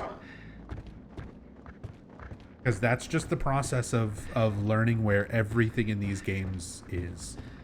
Like, everything that I know about these games, like all the stuff that I talk about and go out of my way to pick up or show, the reason I know about that stuff is because I've spent countless hours just wandering around in these towns lost. Like, playing these games and just wandering through and trying to examine everything, trying to look everywhere.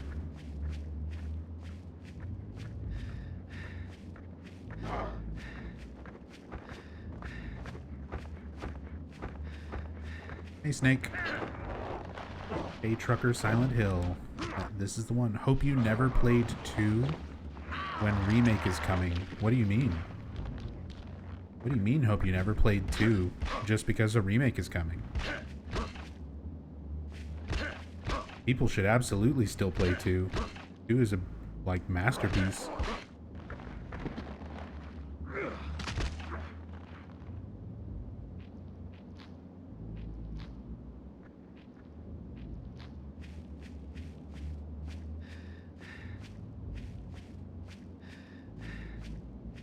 Wouldn't you want to play the 2 remake totally blind? Oh, like if I could go back and forget all of my experience with the original 2 and just play the remake on its own? Yeah, I wish I could do that because I would definitely be less judgmental. I wouldn't be comparing it quite so harshly, I think. Oh my god, you... Why is there just 3 of you? No, I'm leaving. We're going to the sanitarium now.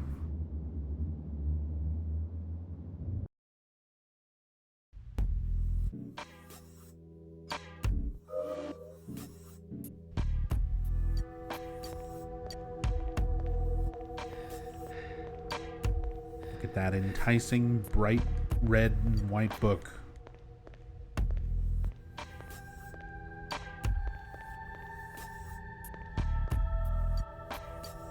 Nothing of interest on the counter.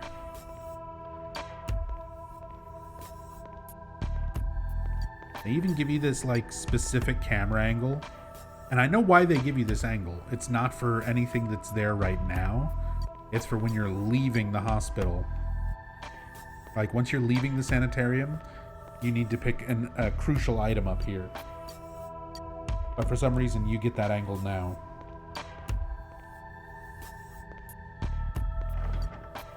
Good music. Again, Yamaoka. Putting in work. Bars are jammed.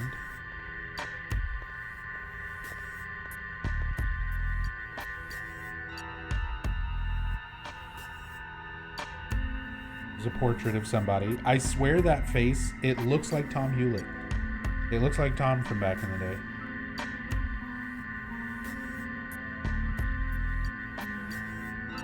I don't think it's ever actually been confirmed if it is or not, but it certainly looks a lot like him. Useless. I don't have any change anyway. You have your lucky quarter. Not entirely true, Travis.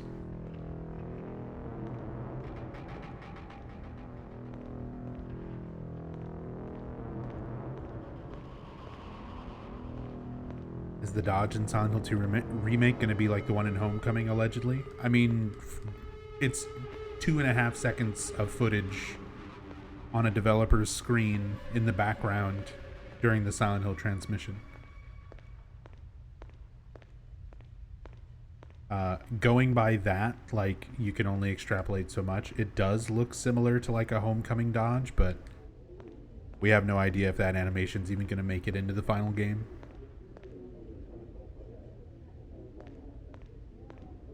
Too early to say anything for sure about any of the new Silent Hill projects. God, I cannot talk today, dude. Got a note from Dr. Harris. Our magpies have been at it again. This time they swallowed the damn keys for archives and the basement. Don't worry, Gary has taken Mr. Magpie to the TB ward, and I'm taking Mrs. Magpie to hydrotherapy. We'll make them spit the keys out. This job would be great if it weren't for the patients. Clem. Now that they mention, so because I don't think I explained it this time around, but I explained it when I was doing this Origins playthrough yesterday, where we got 2 hours into the playthrough and then my computer just completely died. So today we're kind of trying again. One of the things I talked about yesterday, and that I've talked about in past playthroughs that I kind of neglected to talk about again on this one, is the first version of Origins. I've just got to read the direct interview rather than put like my own words so that you can understand.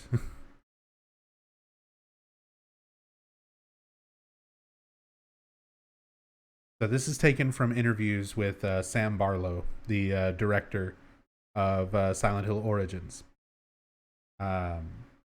Regarding the development of Silent Hill Origins, development was transferred to the British team of Climax Studios, with Sam Barlow directing the game.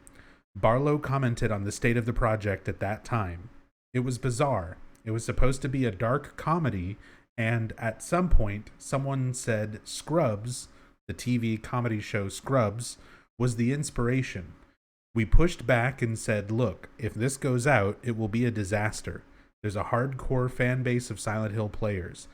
Konami said, you can change everything, but you've got to do it in the same time and budget. In another interview, Sam Barlow said, unfortunately, there were some problems there, and the game they were making was not in the best shape. We hadn't done anything to deserve to work on Silent Hill, but we worked very well as a team, had strong skill sets, and, well, we were available. At that point, there wasn't a huge amount of time to get the game done, but we insisted that we needed to redo a lot of the game in order to make it something that wouldn't embarrass the franchise.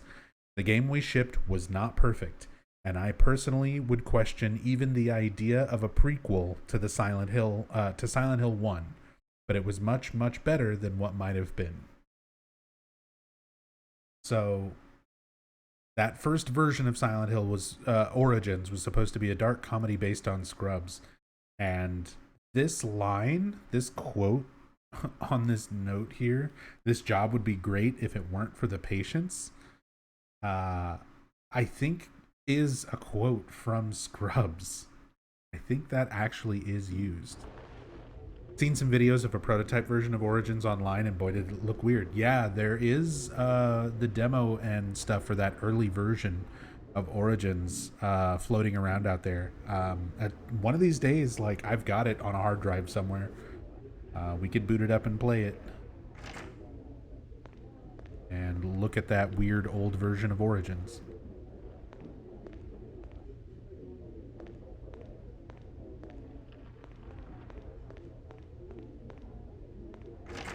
All right.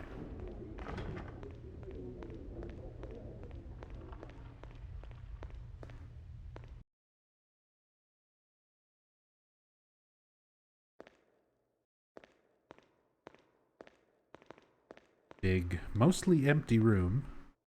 A wheelchair. Never needed to use one of these myself.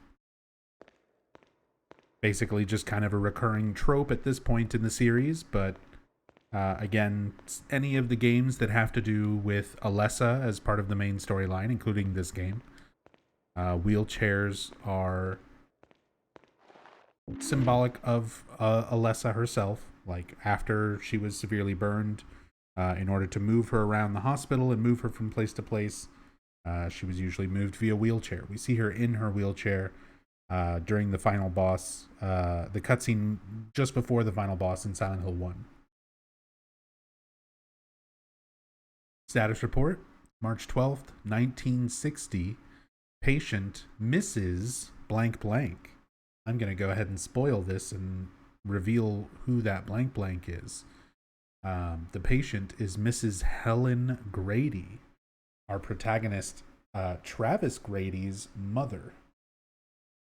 So this was a status report regarding her status as a patient back in 1960. And this game takes place in 1981. No. This game actually does have like a set year because it has like Travis's birth year, and you have the year on the coin, 61, which I believe was his birth year. You actually do get like a definitive year of when Silent Hill Origins takes place. Hold on, let me double check my notes. 1976.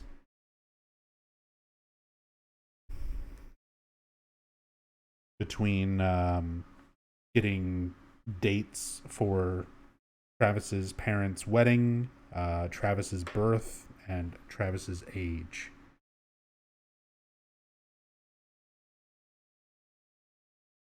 But yeah, so this is an older report from 1960, when Helen Grady was 34 years old. Dr. Harris was the examining doctor. Notes, patient continues to harbor strong fantasies and a violent persecution complex. Her moods can swing from calm to violent aggression in a short time, which has led to her being moved to the seclusion wing. She becomes particularly violent during the occasional visits from her husband, demanding that she be allowed to see their child. We have taken the precautionary step of adding epilinium to Mrs. Grady's medication to prevent her violent outbursts. I don't like having to sedate patients, but when she is aggressive, Helen is as much of a danger to herself as to her visiting husband and the staff. So that's Travis's father, her husband, coming to visit, and we're going to find out that there actually was an incident that occurred when Travis, as a child, came here to visit his mother Helen with his father.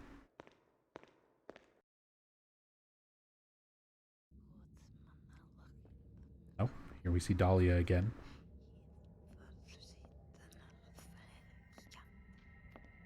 You were at the fire. I saw you there.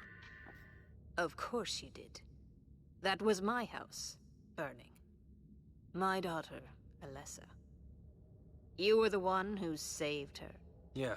She was your daughter? Why did you leave her? Why did no one help? You all left that girl to burn. So we did. The world is stranger than you think. You're crazy. What happened to her? Lisa said she was dead.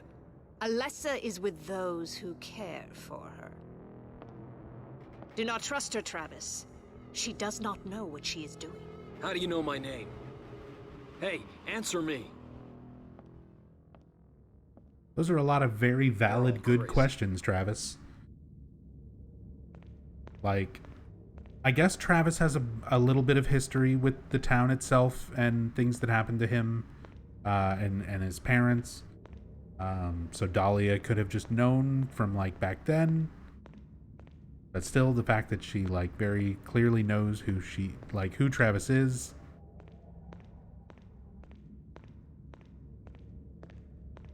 Wonder how many years between Origins events and Silent Hill 1? 7 years. So, Alessa's burning and the splitting of her soul happens during this game. And that when her soul splits off, it splits into a baby. That baby is the baby that Harry Mason finds on the side of the road, and then raises as Cheryl. And then when Harry Mason drives back to Silent Hill in Silent Hill 1, Cheryl is 7 years old. So it's 7 years after the events of this game.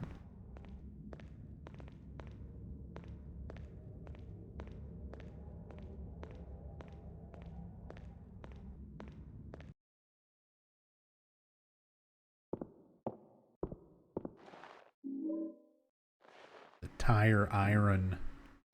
The Tyra iron. Oh yeah, and we got the wrench. We got some new things to examine. Looks like the axle wrenches they used back at the truck depot. And tire iron. Used for removing car tires. It's heavy with a sharp tip.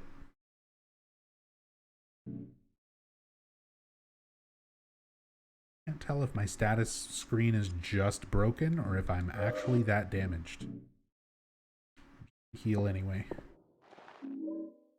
And target pistol ammo. Our first indication that we're eventually going to get a gun. Screwdriver.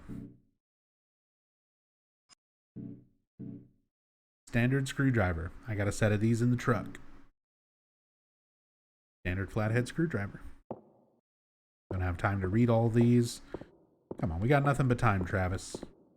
Fine. Stacks of medical records, not my sort of thing. The way Dahlia dresses also just feels so off. Yeah, I agree, Wemsters. The look of her character, like, they kind of match the way she sounds, and her dialogue and stuff is pretty close to what I would imagine for Dahlia. But the way that she looks is really jarring, because, yeah, you get used to seeing her in Silent Hill 1. She has the weird robe and tie and veil over her head, and it's a lot more like religious fanatic type of, you know, look about her. And in this game, she's just kind of in like jeans and a coat. Like, she looks like your typical, you know, middle-aged woman living in Maine. Which, I mean, I guess she is, but she's also this weird cult fanatic with a very distinct look about her in the first game.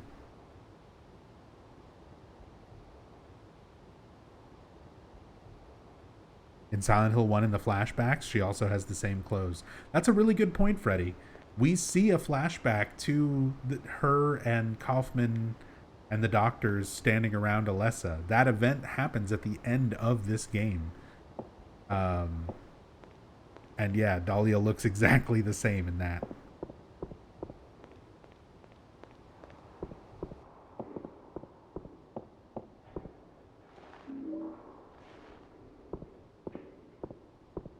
Pistol ammo. More wrenches. We're going to have so many weapons and things by the time we are through this game. It is like the #1 thing that you collect. Because every weapon in the game is breakable. They encourage you to go around and collect a lot of things.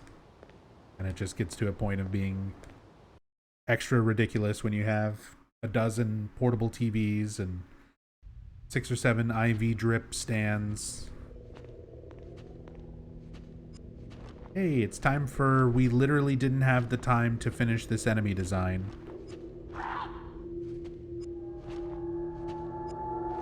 It's just a floating cage that casts a shadow. So, I mean, I guess it's a clever way when you've got no time or budget to, like, do a whole bunch of monster designs and you have to redo everything. So it's like, okay, just make the enemy a floating harness. That's the only asset we were able to finish. And then just have it cast a shadow. Sure. Why not? They're burning through those health drinks. Combat in this game is kind of shit. Like, they tried to make it interesting and give it a lot of depth with, like, charge up attacks and breakable weapons and all these sorts of things, but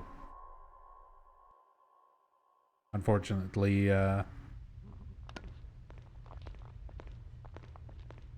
you just wind up basically playing a stun lock game between you and the enemies. Who's gonna stun lock who?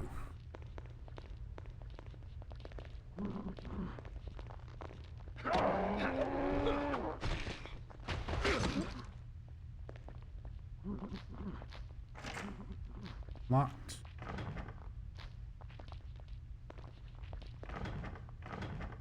It's silly carrying a billion weapons, but I do prefer to the carry one melee weapon max with a single gun on your belt in Downpour.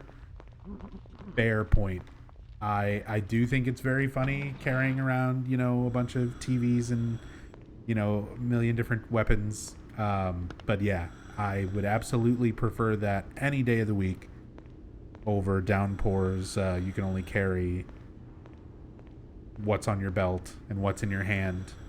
Especially because Downpour makes it so much more frustrating because then it has a regular inventory on top of that anyway. Where you're carrying around 6 fucking full-size paintings and 8 vinyl records and, you know, all your bullets and first aid kits. All that stuff is in a regular scrolling inventory anyway. So why draw the line on you can only carry, you know, one gun and one melee weapon? But we'll get to that. We'll get to Downpour later this week, probably. If not this week, then next week, right after Christmas.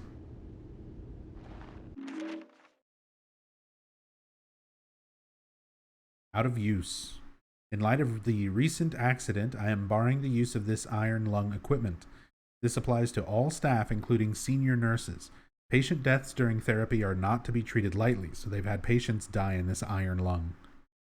I find it hard to believe that someone could accidentally overload every valve on the equipment, and so, until the inquiry is concluded, I must assume the equipment itself is at fault. These precautions are essential. We owe a duty of care to all of our patients, even the difficult ones. Dr. Harris. So you can see the way that they treat people in the sanitarium. They refer to the patients as being magpies, the patients who swallow keys and other things that they're not supposed to, and then like torturing them and mistreating them to try to get them to throw the keys back up, things like that. And then apparently torturing people in this iron lung and causing patient death. Looks like the control panel for the iron lung. Take a look. Funny, they actually give you some like guidelines. You can almost kind of read it. Do not expose a patient to more than 30 psi. Do not load any something. Yeah. You can read number 4 is like handwritten in there, and it says have fun. Have fun. Then we have this puzzle. Basically, all you have to do is overload each of the valves, and each button you press activates the valves to the left and to the right of it. So all you have to do is do 2 pumps on the first middle and last button, and it'll max out every valve. Something got spat out of the iron lung. Oh, the iron lung is empty now. And there it is. Got the basement key.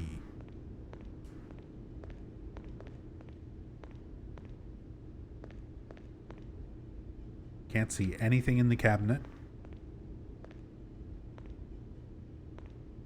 Old gas cylinders, no use to me. Okay, so I did not finish this playthrough yesterday. We got about 2 hours in and my computer completely died. And it took me a few hours to get everything working again. So we're doing it again today. We just started over from the beginning.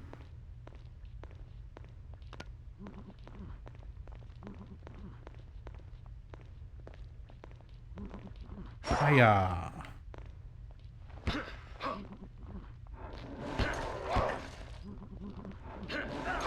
Oh man, these cages, their attack. Now we got the nurses in on it. No, no.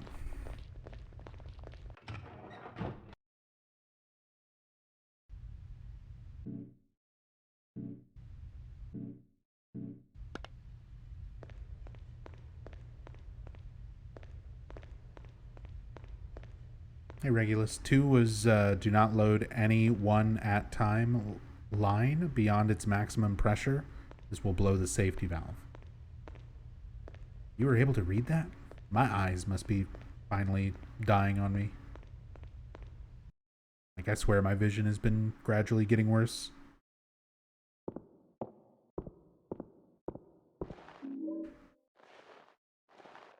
More alcohol bottles.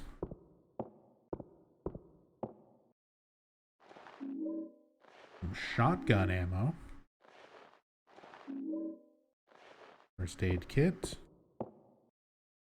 Full of rubbish. I like how there's a few things that really give away that this was made in the UK. Words like rubbish, like we use rubbish in the United States, but we don't say it as commonly as in like the UK. That's definitely more of like a British thing. One of the other ones that I noticed was if you look at the controls, the button for flashlight is torch. That's another thing. We say flashlight in America. We don't say torch. To us, a torch is specifically like a stick with rags on fire at one end. A fire torch, yeah.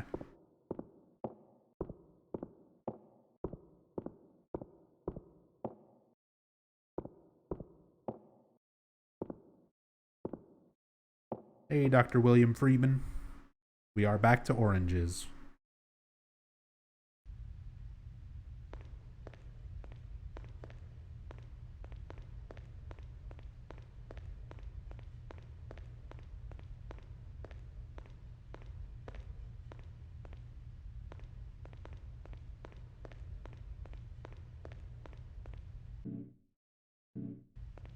Don't have a map. Did I really forget to pick up the map? Mostly I want to double check, because there's a lot of these optional rooms that you don't have to go into that sometimes still have like a note.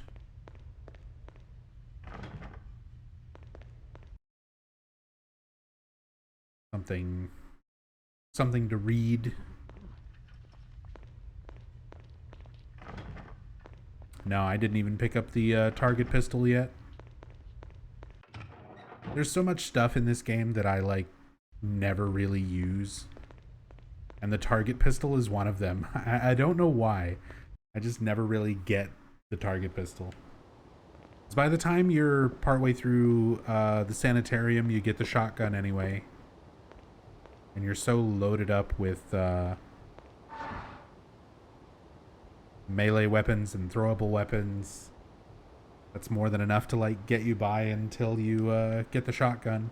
And they put the shotgun like directly in your path. So you pretty much always will get it. It's just like directly in front of you.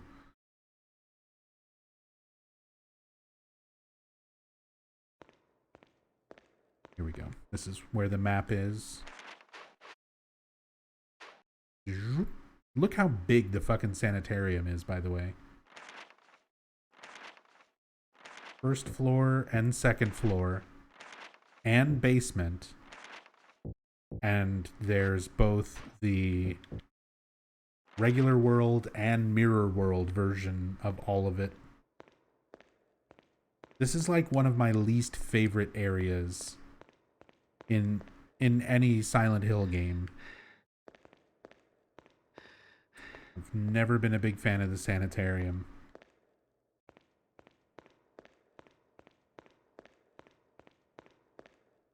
It just always feels like such a slog, so slow getting through it.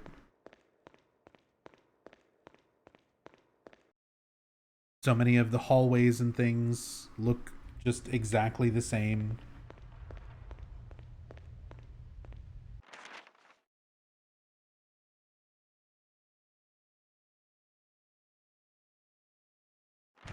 There we go.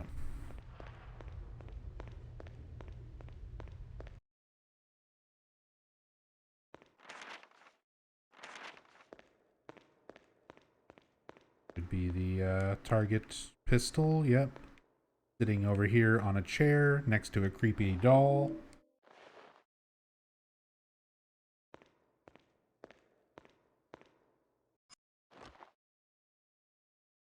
There we go. Target pistol. And then right next to it, you get the far deadlier filing cabinet. This will fuck something up way more than sitting and shooting it with the target pistol. But just because I never really use it too much, we'll use the target pistol for a bit.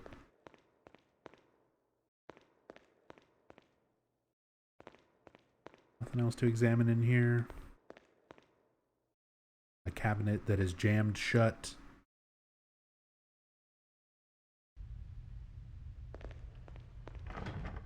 Locked from the other side. Now at least they have everything marked here. Mail wing, day room. So I mean, if you're paying attention to the signs and stuff, it can kind of help you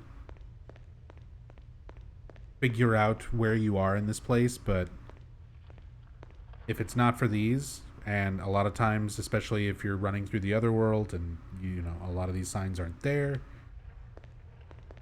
yeah, it's super easy to just get lost and wander around this place forever. It's got some very weird progression for doing the puzzles and getting through it as well.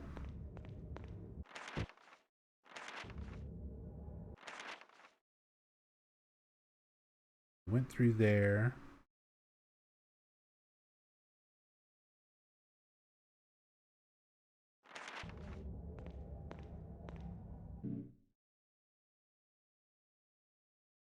Should have, yeah, we have the basement key. Scuffed iron key covered in dirt. Says basement access on the tag. Oh yeah. And our first Flauros piece, the future piece. A tetrahedron with the word future engraved on its side. Feels heavier than it looks. Is the word future actually engraved anywhere on it? I thought it just has runes all over it. Unless Travis is reading those runes, in which case I have so many more questions.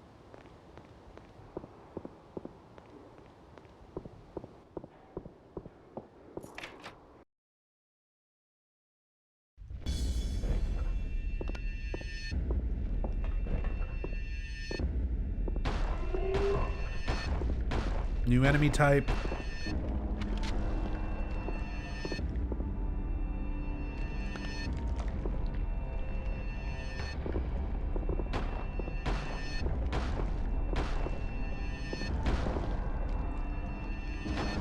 Oh yeah, you waste bullets if you go to down an enemy while they're already on the ground. Like normally you would stomp them or hit them with your weapon. If you have a gun equipped, you waste a bullet shooting them if you down them on the ground. Like he'll automatically shoot a bullet and it will deduct from like what you have.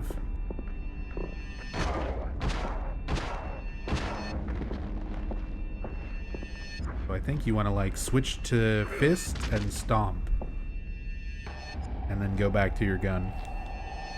That's the strat.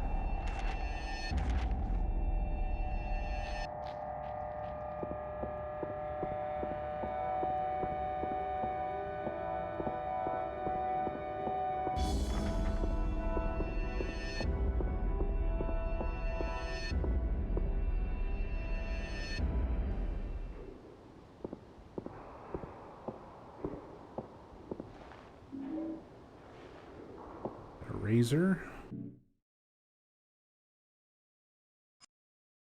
Fortunately, there are inputs to quick swap weapons at least. True.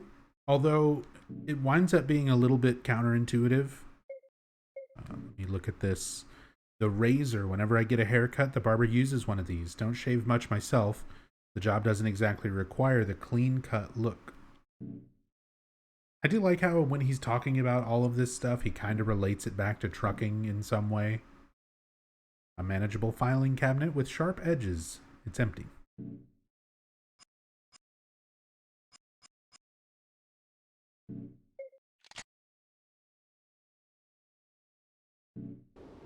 But yeah, with like the quick swapping weapon thing, if you're really in danger where you need to like swap something out on the fly, it's better to go into the menu and swap it because everything just pauses. Your game pauses and you have all the time in the world to actually switch weapons.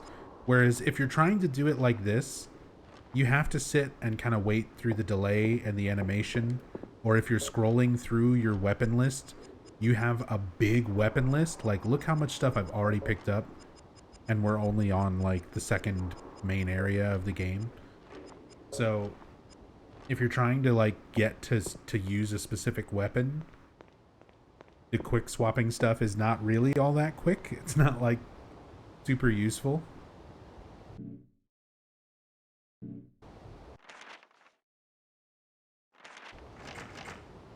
Locked from the other side, so we can't go check out that floor.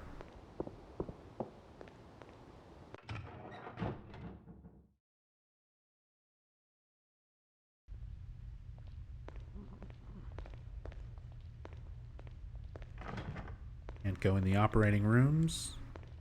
Broken cabinet. Nothing to say about the vending machine.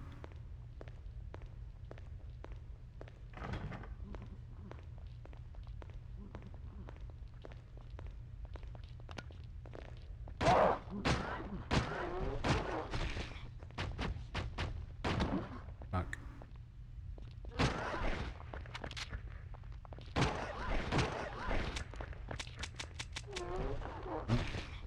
There we go. There's all my bullets.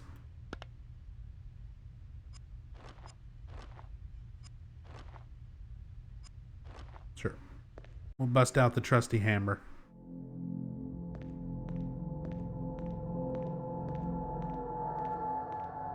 Nothing useful here.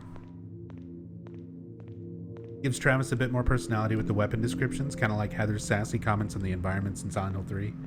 Yeah, I wish there was a bit more of that. The commenting on the stuff in the environments, but again, knowing the super limited time and budget they had for doing Origins, it's understandable why that level of detail didn't really, get to be a thing. And they still include, like, a little bit of that, just not nearly as much as in, 3.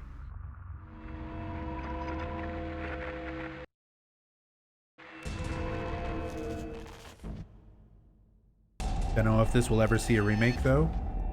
You never know.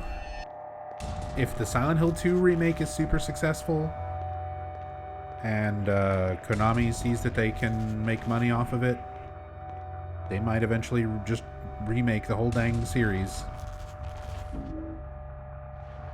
More target ammo.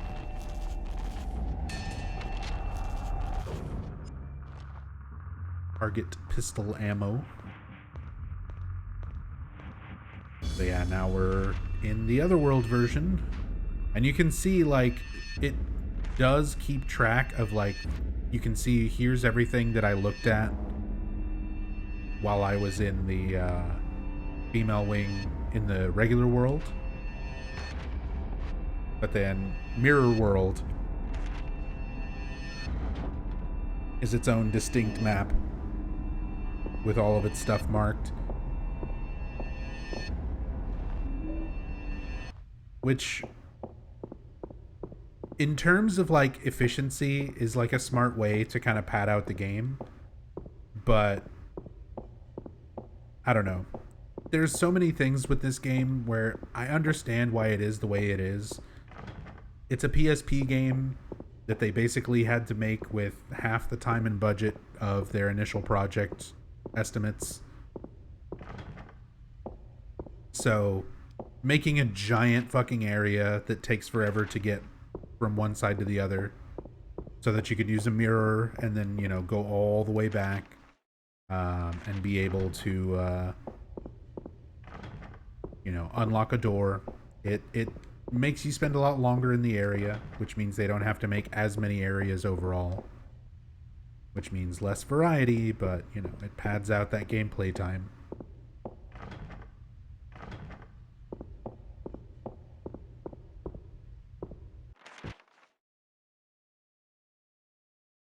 Right. Everything here. Can't really go too many places on this floor other than the one bathroom with the mirror. So that's basically all that floor is good for, is just going in and going back and forth to Mirror World. But we also have access to the stairs.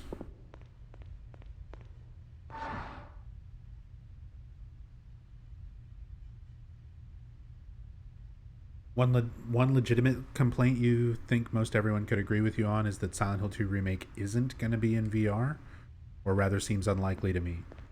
I would say it's maybe a little bit too early to say for sure, because there's definitely games where the VR aspect of it is worked on and released later. It definitely doesn't look like that's what they're aiming to do initially, or otherwise they probably would have said so by now, but yeah, I don't know. We'll see. There's a strange depression carved into the door. Looking at it makes my head feel numb. That's where we're going to place the artifact needed to unlock that door. And he does make a mark and draw the shape of that artifact on the door there. It's called the Jocasta artifact. That's basically this whole... Whoop. I've always hated you! You and your devil son! Oh God, Helen! My dear Helen! You really are dead! What will I do? So there we go. Traumatic flashback of Travis's past, where that's his mother, Helen Grady, yelling, "Always hated you," yelling at her husband. "I've always hated you, you and your devil son." The devil son being Travis himself. Again, people would imply, and the game itself implies, that in the bad ending, Travis is the butcher, like this murderer.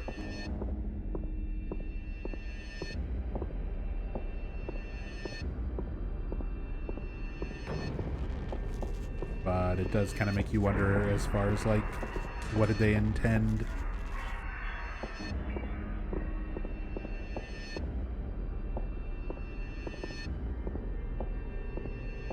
Anything else you can see there? Storm. The twist is that he is in fact a devil son. Yeah, I mean, like, Helen is supposedly possessed by a demon, and then the bad ending implies that Travis was the butcher.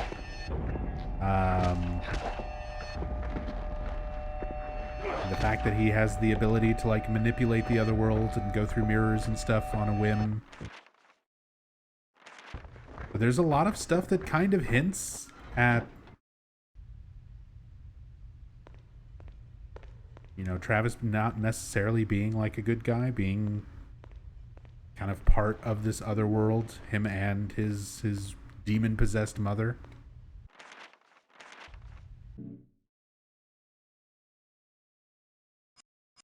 We picked up a kitchen knife, nicely sharpened. This steel blade looks like the kind of thing you'd expect to see in a decent chef's set.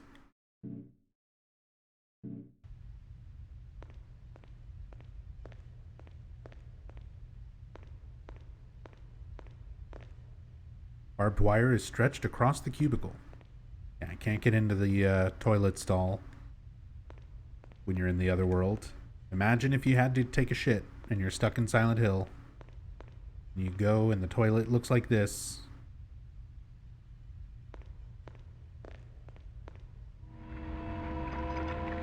That's okay. We just use our weird mirror powers that are never explained.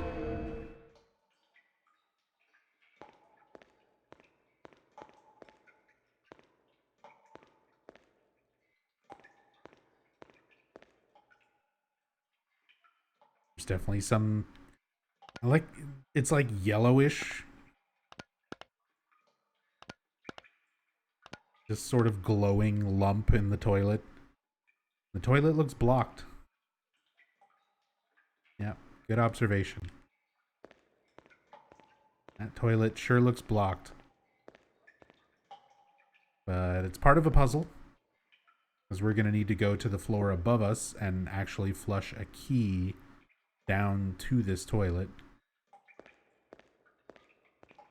Now, where we picked up the kitchen knife, now that we're in the mirror world, or non-mirror world, there's bloody writing on the floor. Bring me my son. With blood just kind of splattered everywhere and leading up to the toilet.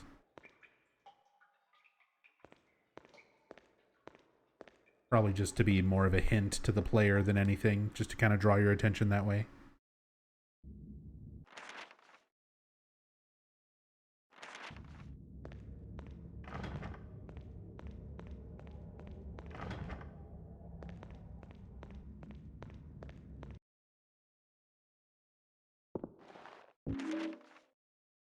Got a note.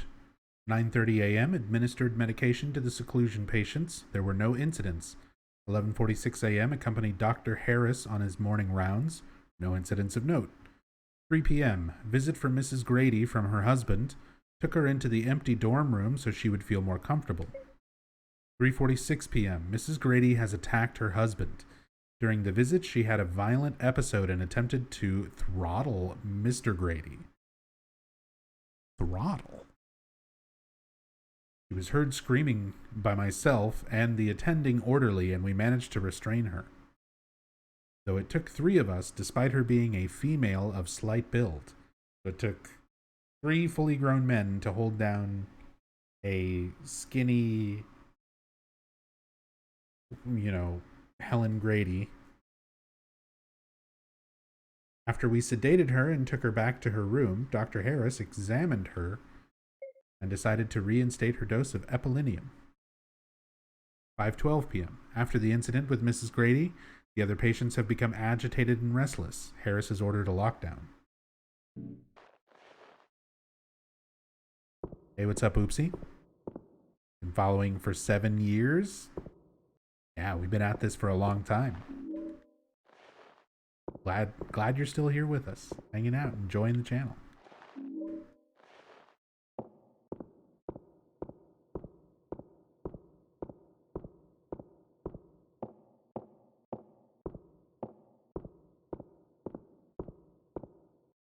Someone left their doll. I'll leave it here in case they come looking for it.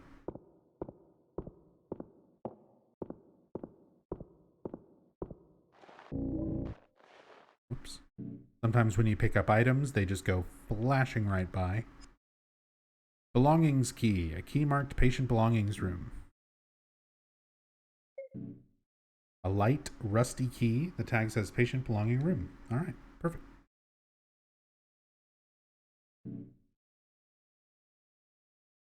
Oh yeah, we also picked up a table lamp. Heavy tableside lamp. This lamp has a heavy, sturdy base. Another really good throwable.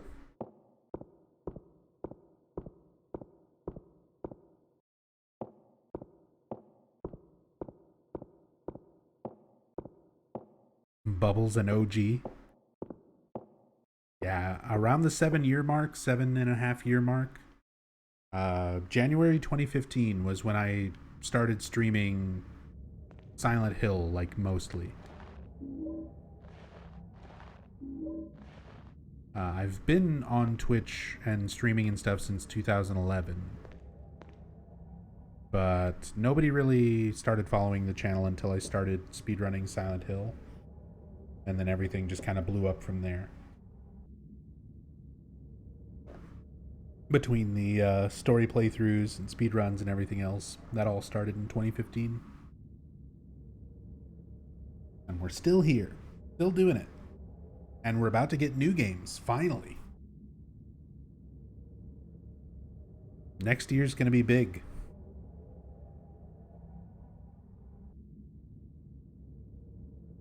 The door's sealed shut. Someone has written across it. The message reads, Dr. Harris has the key.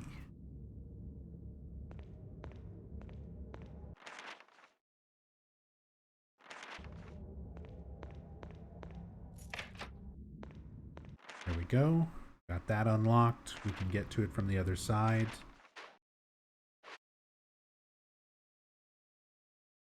Let's check the door at the end of the hallway.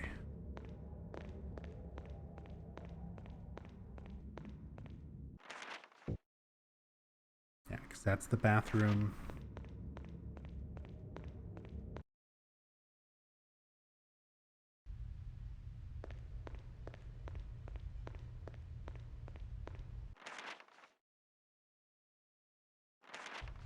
This opens up back into the mezzanine. Now that's unlocked.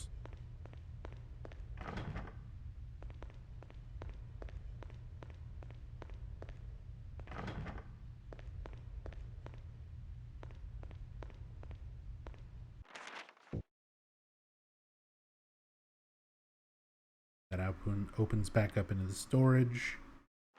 There's the doctor's office. Good. No, we don't have Harris's key yet. We've got the patient belonging key, which is right next to Dr. Harris's office.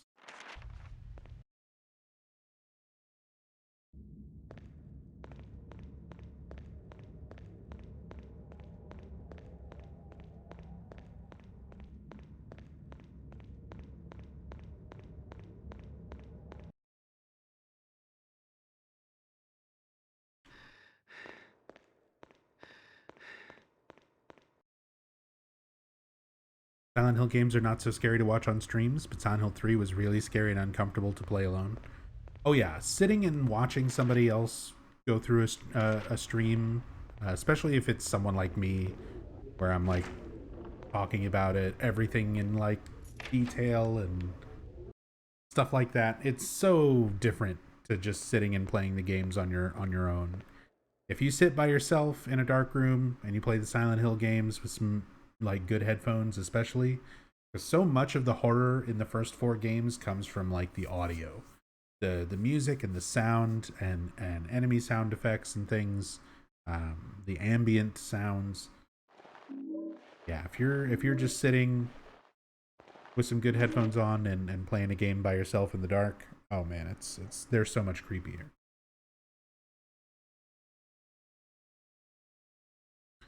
Status report, February 7th, 1961. Patient, Mrs. Helen Grady, age 35. Examining doctor, Dr. Harris. Notes, Mrs. Grady's condition has degraded dramatically in the last few months. Her fantasies of a mirror world have become more acute, and she spends more and more time in an apparent catatonic state. So, apparently, Helen Grady has been going into this mirror world. Like, this is something not unique to Travis. his mother was also able to do this. And whenever she would go into the mirror world, they say that she's in a catatonic state. So apparently the way this works is there's two of you. There's you that you're controlling in a mirror world, and there's you that you're controlling in the not mirror world. Because she would just leave herself behind in a catatonic state when she would go through. So it makes you wonder, is Travis doing that as well? But then when you move around and go somewhere in the mirror world and then come out through a different mirror, what does that look like from the real world? Does your real world body just suddenly teleport to where your other world self interacted with a mirror? None of this shit makes sense, and they barely explain it.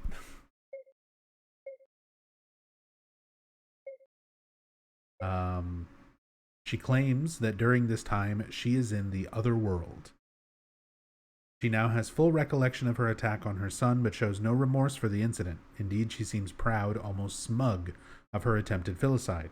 I'm worried that this behavior could be a side effect of the increased doses of epilenium that the patient has been prescribed. I have asked for her dose to be halved and hope to see positive results shortly.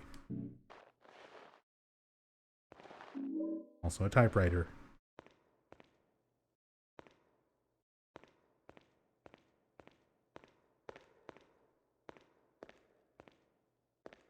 Just basic supplies, nothing from me. But Travis is just standing still and looking blank when he enters a mirror world. I mean, that's apparently how it worked for his mom.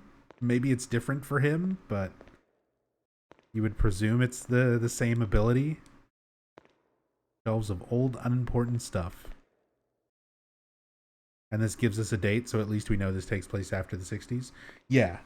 That's where you're able to start piecing together the overall timeline, because you get Travis's age and then his birth year. They mention how old he is, and they mention what year he was born, on top of the other notes and things about his mother Helen, where it gives a fixed year. But yeah, this game takes place in 1976.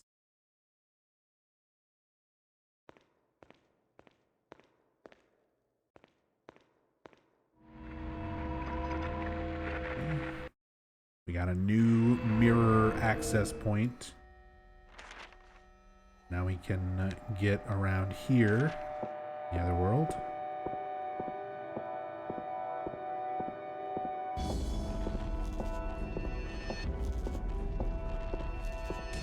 We'll have to see if they give us dates in Silent Hill 2 Remake. That would be a pretty interesting change if they give it a specific year or time frame or anything.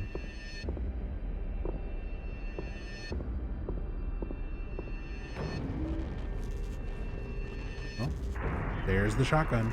That's what I mean with the shotgun, how they put it right in your way. So pretty much no matter what, you're always going to pick up that shotgun. Oh yeah, and there's a bug with the inventory menu. The icons will change.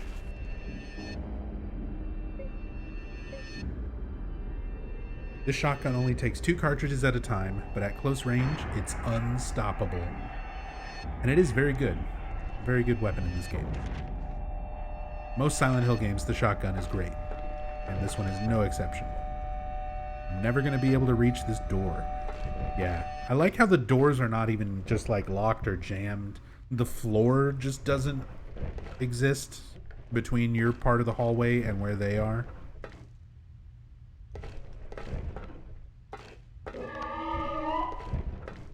My flashlight's off. You can't see me. That's how this game works. The floor just stops here. It's impossible to get to the door. Get to this one.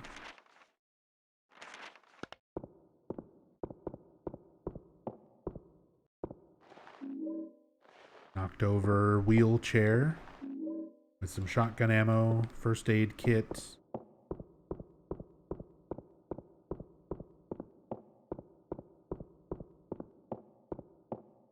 This game's pretty generous with its supplies and things. That's another thing to note. This game does not have difficulty settings. When you play, it just is what it is. There's no easy mode, normal, hard. There's no different riddles or riddle difficulty like with a lot of the other games. Origins is just what you get. Always the same, not no multiple difficulties. Poker, the kind you use to stoke a fire. It's pretty heavy and sports a sharp tip.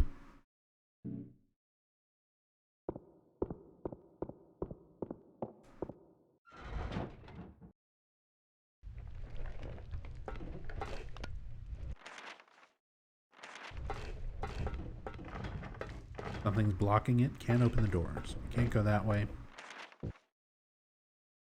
Go check the lobby.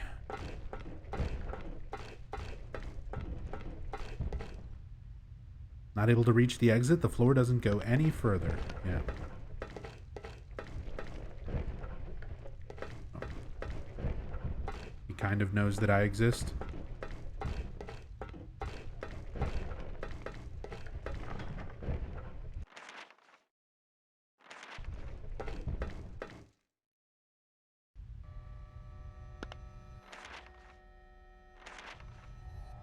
Feel like we had no Silent Hill information for a long time, a bunch of Silent Hill information, and now we're back in the dark again. I mean, that's exactly where we're at. We've got a bunch of stuff that's been announced, but otherwise not really a whole lot of details about those announcements just yet. So now we're just kind of in the well, let's wait and see what happens. I hope these games actually come out and don't get canceled. Alright, that's step one. Will the game actually come out? Or will it be Silent Hill's development nightmare where stuff gets announced and then just doesn't happen?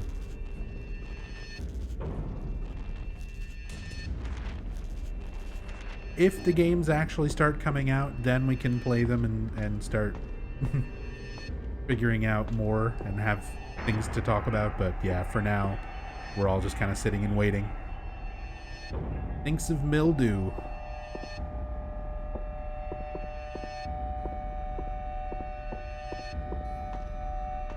Everything's old and gross. As if you couldn't tell.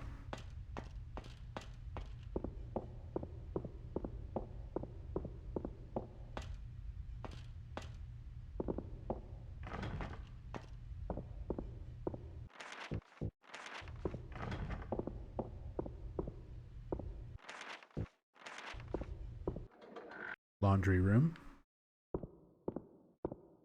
Pretty typical laundry room. Just like bars everywhere. Empty, dusty shelves. See that health drink, though.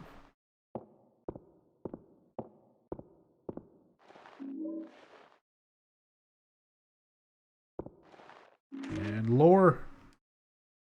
Attending officers report, November 4th, 1959. When I arrived at the blank house, the ambulance was already at the scene.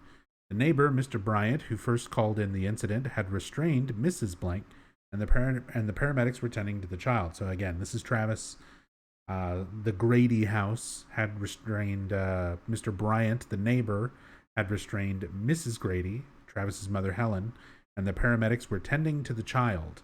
The husband, Mr. Grady, had not yet arrived back from his place of work.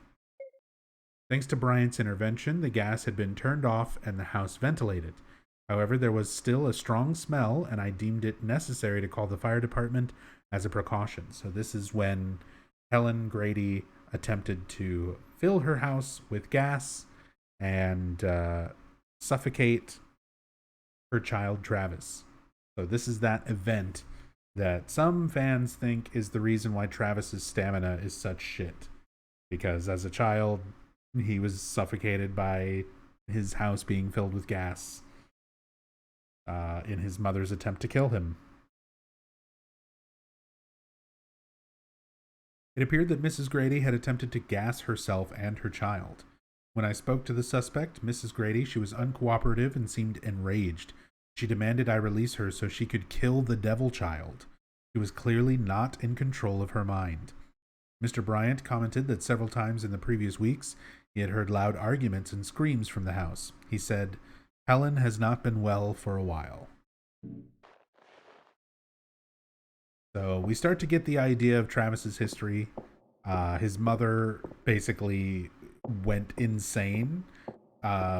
Some were saying that she was possessed by a demon, and considering it's Silent Hill, there's a chance that maybe she was actually possessed by a demon, or she saw Travis as being possessed by a demon, being this devil child. And Travis, This is not a dream. his What's father happening to this place? was essentially giving up on all of this. Like, to him, once Helen started acting this way, he just thought of her as dead. Sasam, thank you so much for the raid. Very much appreciate it. Thank you, thank you. Hope you're doing well today. We're doing some story playthrough for Silent Hill Origins. Talking about all the messed up family trauma in the Grady household.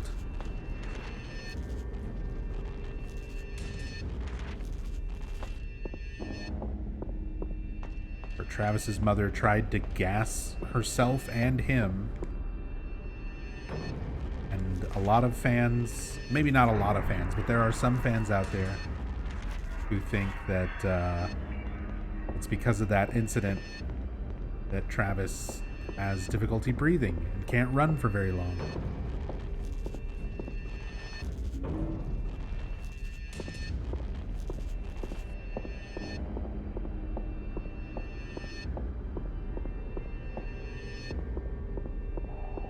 Just think it's a really sloppily written story. I'm trying not to be super negative. I'm trying not to be as negative as I usually am. But yeah, Legate, I would agree with that sentiment. Hey, Sam Barlow had a week to slap together a new Silent Hill game because the first one was based on TV show Scrubs.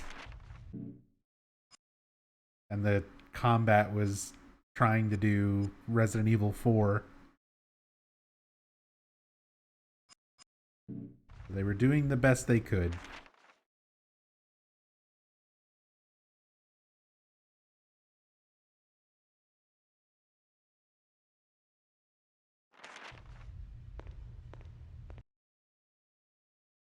And he's a smoker. That's true too.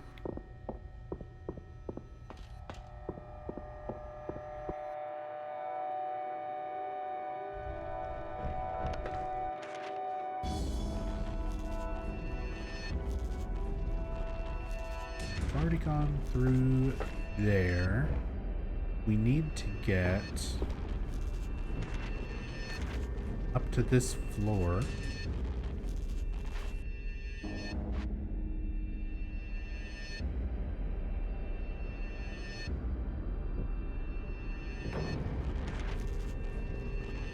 Hydrotherapy ward.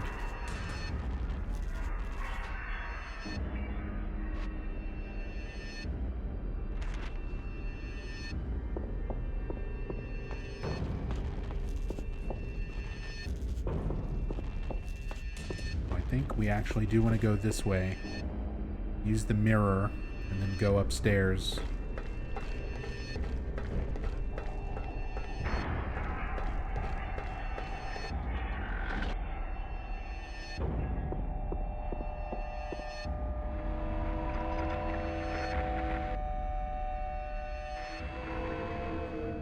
Must have been a heavier smoker than Heather, because Heather runs like a gazelle.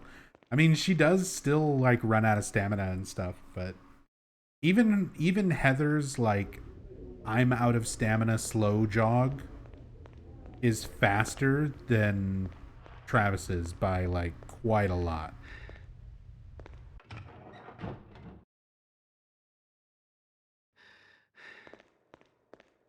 Like, Heather's tired run is almost faster than Travis's, like, full sprint.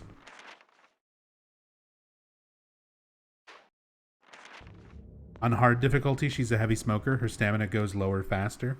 It's not that her stamina goes lower faster, but her stamina bar is just smaller. She just has less max stamina overall as you play on harder and harder difficulties in Silent Hill 3.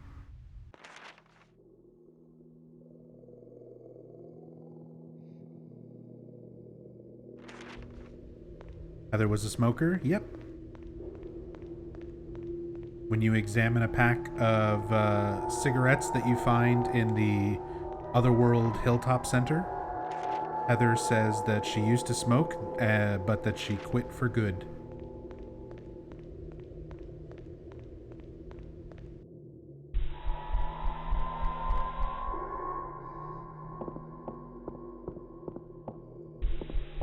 This is not the room that has a mirror in it.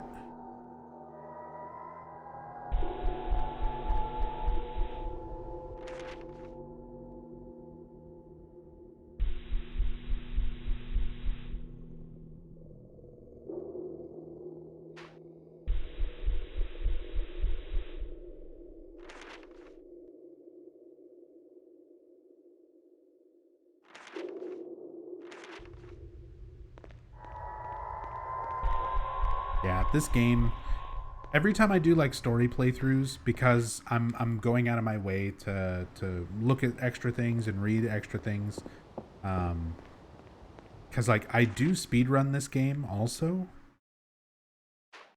but you have to break off so much from the speedrun route when going around and like reading all the notes and everything. And because everything in this Sanitarium looks so similar, I still find myself like opening up the map and checking where I'm going a lot of the time. It's just such a big area, and between this and the mirror version of it, you have to cover so much.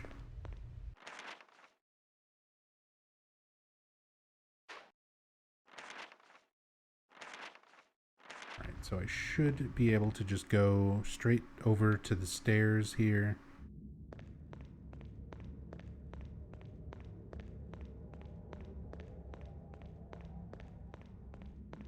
Up a floor.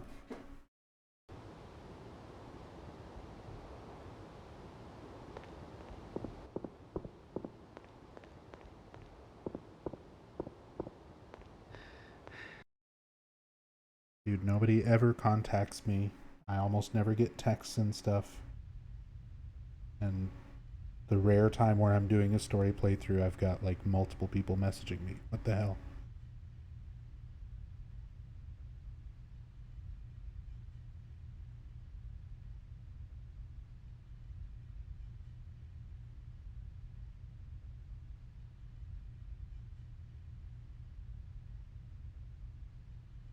Okay, cool. My mom got her Christmas present that I sent. Hooray!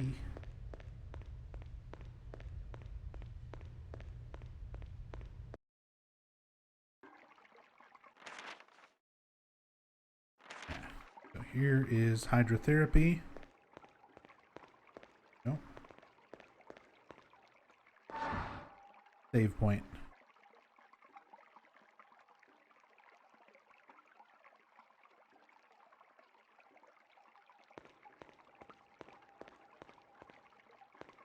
Nothing here except damp smelling towels.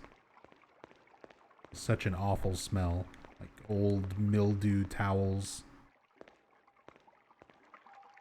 This hydrotherapy bath must be broken because the water is boiling. There's a key at the bottom, but there's no way I can reach it without scalding myself. Dude, you have like 100 different weapons in your pocket already. Just, you know that fire poker? Use the fire poker to just like grab the key, slide it out of the bath. Fine. But no, we're gonna do this long, convoluted thing where we drain the tub. Yeah, the meat hook, the tire iron. He's got at least a dozen things in his pocket that he could use to get the key out of the tub without burning himself. The bath is drained and the key that was in it has been sucked down the plug hole. Ooh, baby.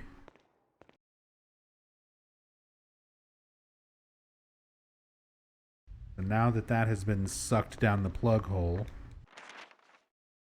as you do,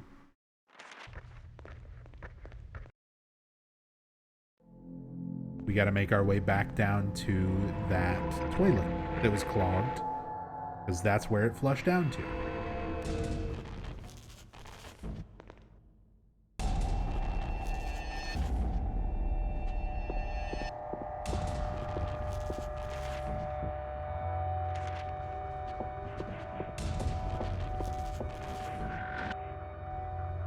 You could say the same thing with James with the key through the bars.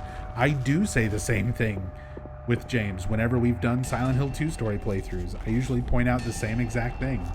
James, you have like a fucking wooden plank. You could just reach through and get that key.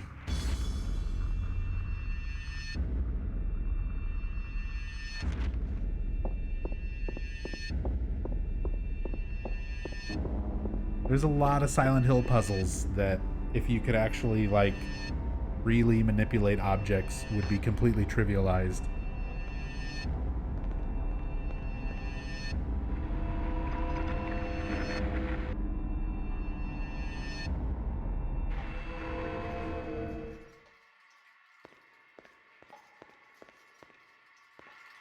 Alright, so now that key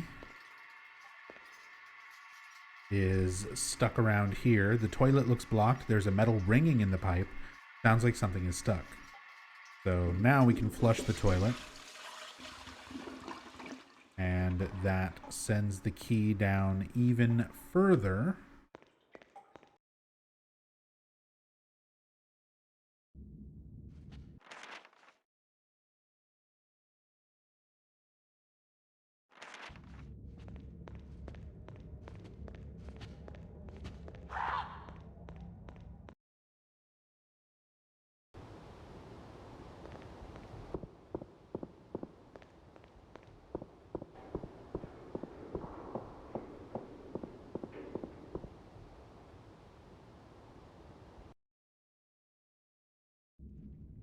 And this is always kind of like one of those recurring puzzle things. Having to go back and forth between the regular world and the mirror world in order to get something. So for example, this key gets flushed down to a drain, but in order to get into that drain, if you go to it in the regular world, there is a grate in the way, but it's not there in the mirror world. So yeah, this is it. If you run around here, this is where that toilet drained down. There's a key in the drain, but I can't reach it through the grate. So we basically just have to go find a mirror and then come back to this place. And the grate will be gone and we can pick up the key. This took me so long. Like, it feels relatively straightforward, but the way the hospital is laid out and how easy it is to get lost, keeping track of that key moving down from the top floor to the first floor to the basement, you know, draining it through the tub, then flushing the toilet, like all of these pipes and things that are just, I guess, essentially just connected.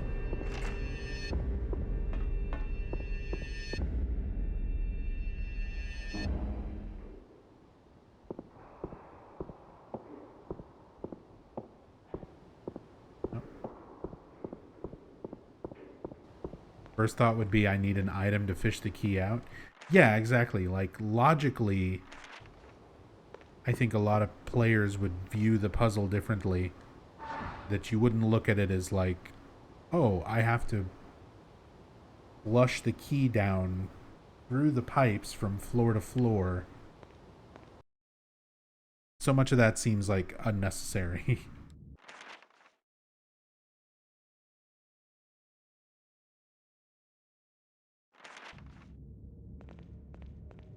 Alright, so now we should be able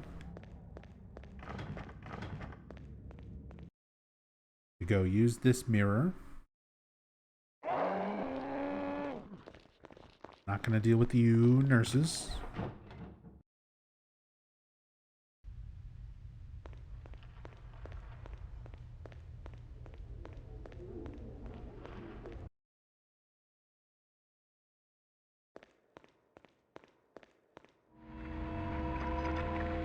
Yeah, so much of this game is just you're backtracking.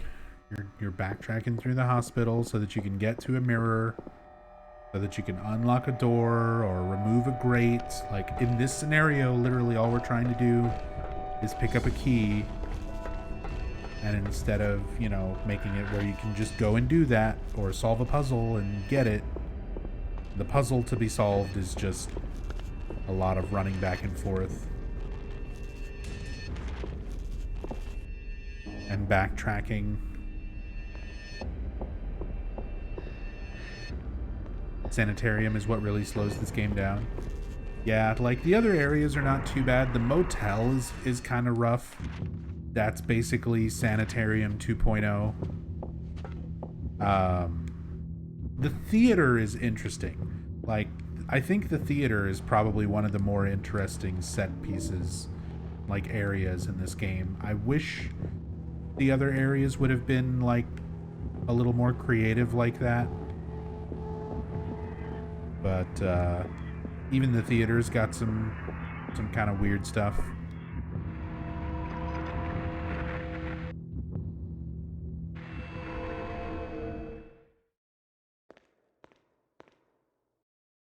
Shelf full of junk. Just a meat hook. One thing when you're picking up a meat hook in the butcher shop, it's another thing entirely picking up a meat hook in a fucking hospital, like a sanitarium.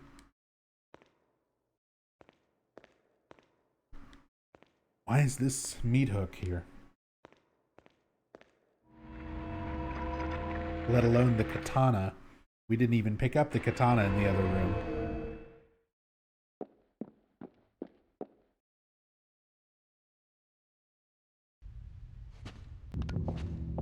Alright, now that we're in the other world, got a bunch of these floating harness shadow enemies. We're just gonna run past them. They're not too bad.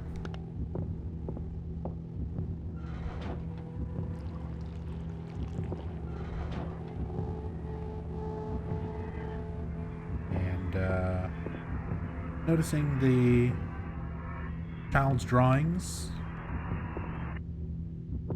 Little child's drawings on the walls and stuff surrounding this door. We'll see some more similar drawings right outside of the boss room. But now here we are in the otherworld version of the drain, where the drain is like gross and there's no grate. It also is just sort of like an organ. It's like split open intestines. There is the interview archives key. Now we can head back all the way to the interview archives. And of course we have to go there in not mirror world. So we need to go use the mirror and do a bunch of other stuff. Unnecessary padding, backtracking. Like, it's fine to a certain extent in these kind of games, but it feels a little excessive in Origins.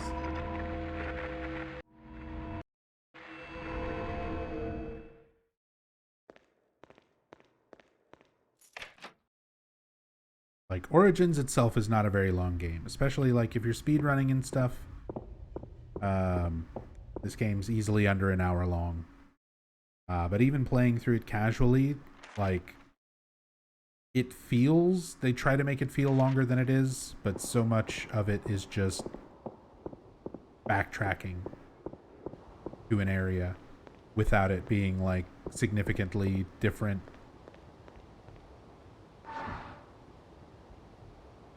Hate this place? Yeah, me too. Yeah, PS2 version has the added problem of being extra dark.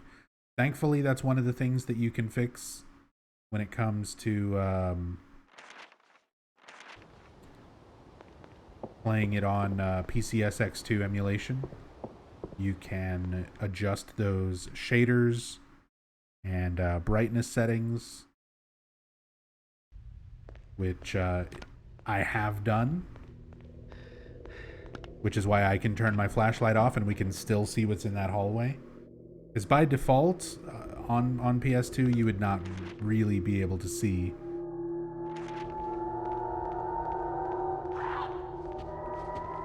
And you can see having the flashlight off is super useful. Like, enemies basically ignore you. Hey, what's up, Trevor? I had to do it. You had to? Please, help me understand. That's what you do with pests. That's what you do, isn't it? And he was a pest. Oh, he was a bad boy. Always has been. I tried to pretend he wasn't, but they were there to make sure I didn't forget. They? The people in the mirrors. They see it all. What's really going on. And it was their idea? Yes. They saw the devil inside of him. I had to kill him. My responsibility. My flesh and blood. I brought him into this world, so I had to take him out of it. Good wombs can bear bad sons, they say. I know you think what I did was wrong. I just want to understand. Helen. No! You want to keep me locked up, Doctor. But you can't. I can leave whenever I want. I can step through that mirror and into their world. This world is just a daydream. Helen? When will they bring me my boy? So yeah, there's some more flashback dialogue to Helen Grady during her time in the sanitarium, where she was committed here because she had attempted to kill Travis Grady and herself, and very clearly still wanted to do that.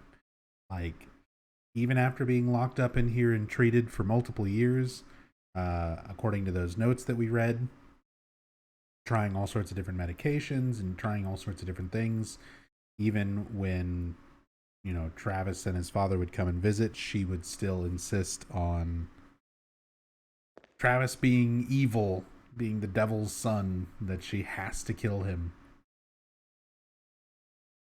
Can't see anything on these shelves worth looking at. Shotgun ammo. Reels of tape spilling down onto the floor. I see that portable TV.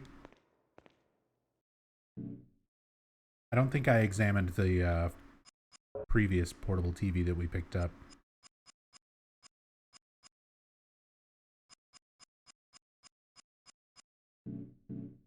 Heavy portable TV, not so portable without a socket. Okay, sure. It also doesn't have a cord or a cable. So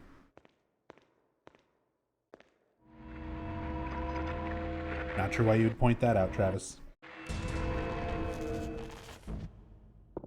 A broken shelf. A bunch of junk. A katana. You know, just casually sitting around in the Otherworld doctor's office, patient belongings office, whatever. A sharp-edged steel blade. A powerful weapon with a sharp and deadly blade. It's katana time. The way he holds it, too.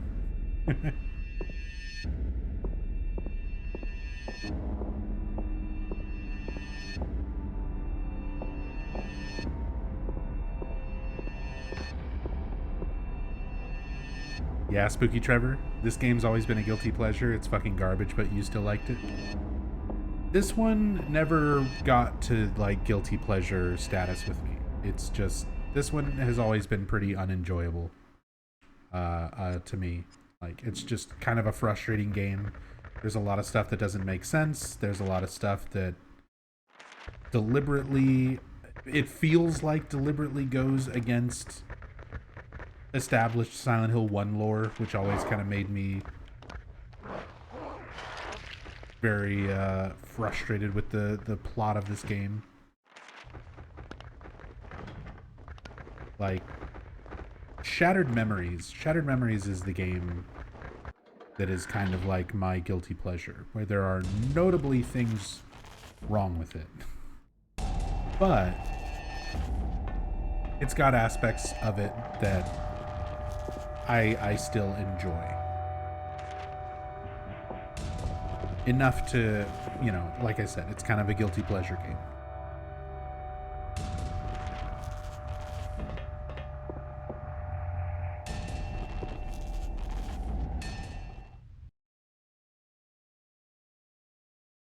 But yeah, Origins, this game's just always been kind of a headache to me.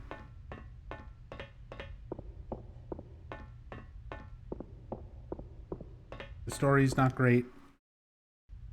It's very confusing. It doesn't mesh well as a prequel to Silent Hill 1, which is predominantly what it's trying to be. The gameplay is just kind of rough. A lot of recycled or not very original enemies for the most part. There's a few, you know, like the two backs. There's some interesting enemies here and there, but then it's also just like nurses, standard Silent Hill 2 bubble nurses, and lying figures.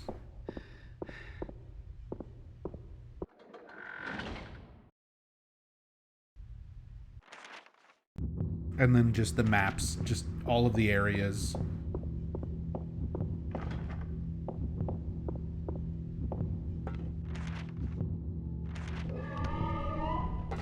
They're not super visually interesting for the most part.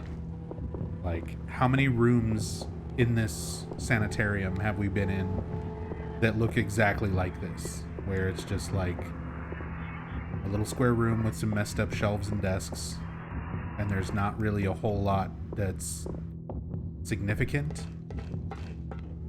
Like, Silent Hill 2 and 3 had a lot of rooms when you're going through, like, Brookhaven.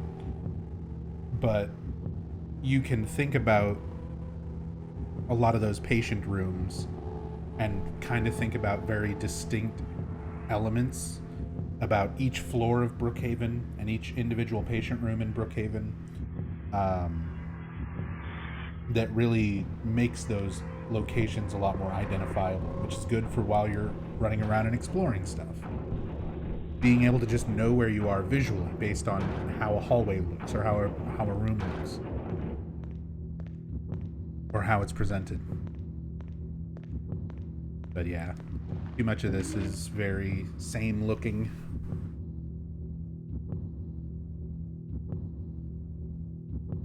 But my biggest gripe with Origins is mostly just the story. A lot of the other stuff is pretty easily forgiven, especially considering it was originally a PSP game.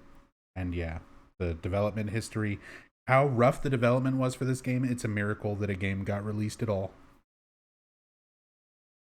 So I guess there's that. Still not enough to make me like it, though. Amber Incident Report. Reporting staff member Simons Incident description. A male child entered into the sanitarium unchallenged and got through into female seclusion.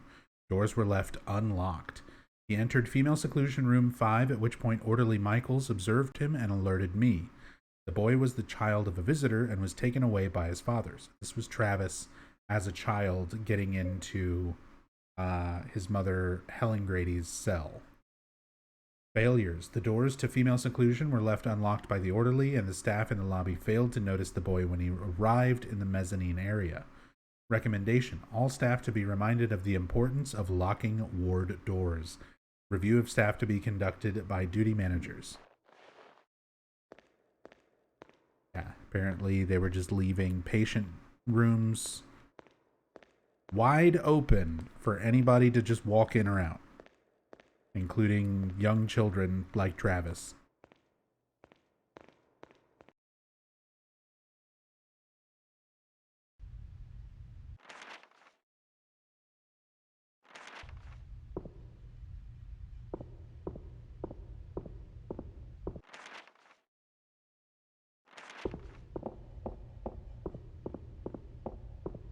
Oh, that's blocked. That's broken. That's broken.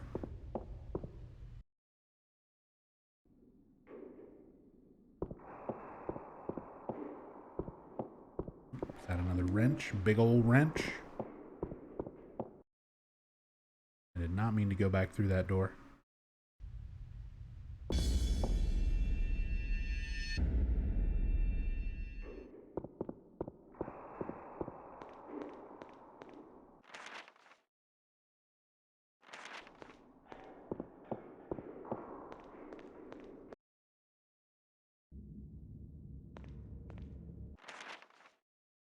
There we go. This was previously locked, and we'll be able to unlock it now.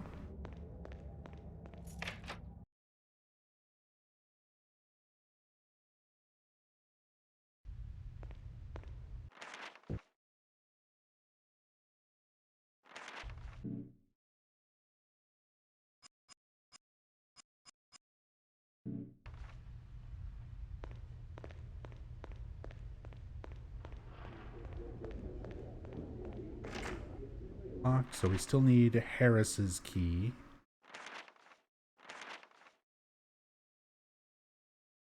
A couple more places we can go and explore before we get that.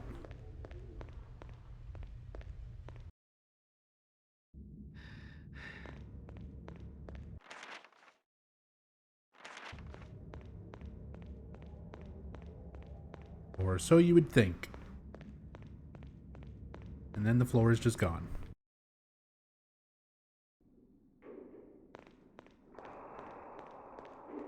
Stairway there's all blocked.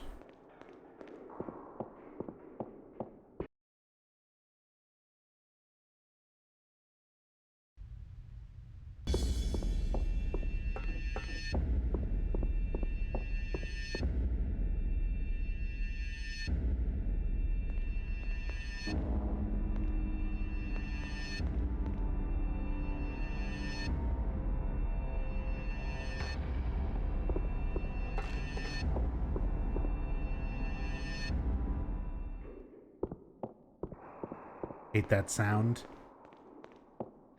Yeah, that grating, like dragging the strings. Not one of the better music loops.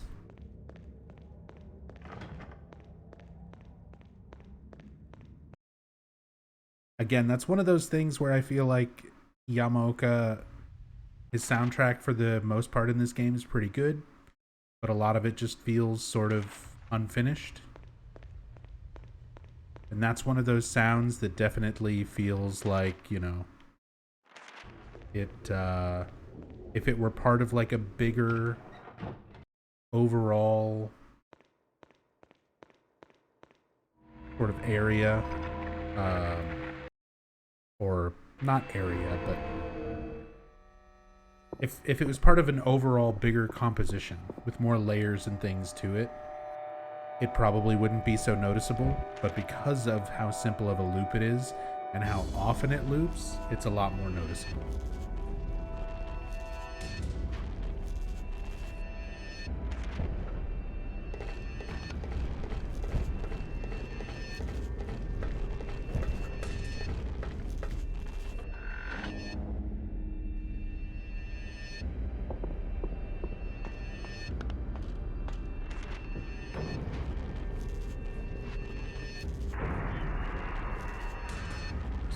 everything on that floor. God. Even just looking at the map, you don't have like an in-between. Your face is either jammed right against the fucking...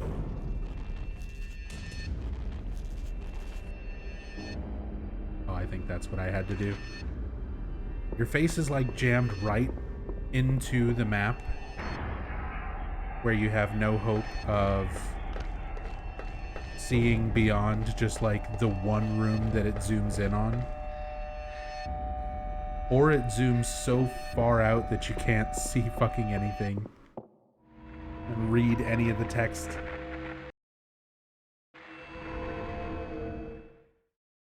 Hey, Wexford. Yeah, hopefully. So far, everything's been working fine, though.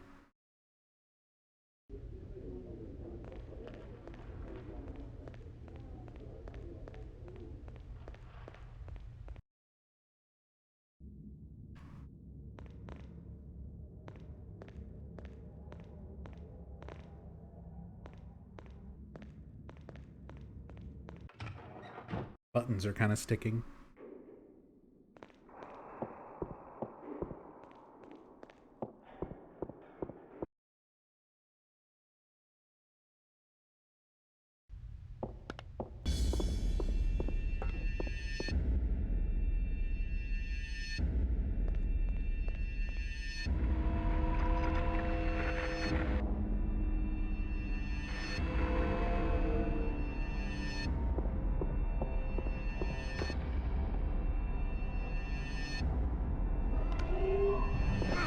Oh, fuck you.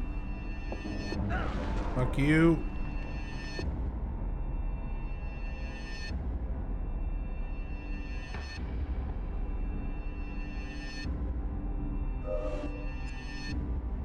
Those enemies and their leap attack is just so cheap.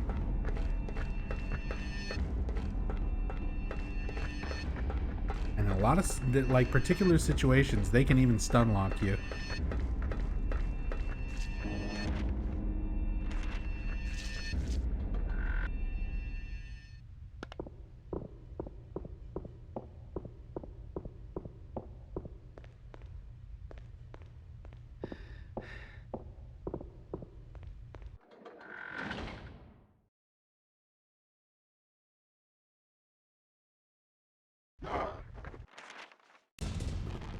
Here we go.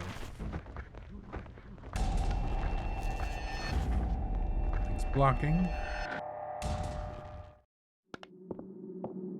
So here's like the one puzzle that always stands out in my mind in Silent Hill Origins, where I kind of like this puzzle. This feels like a good Silent Hill puzzle. It's not the most complicated, but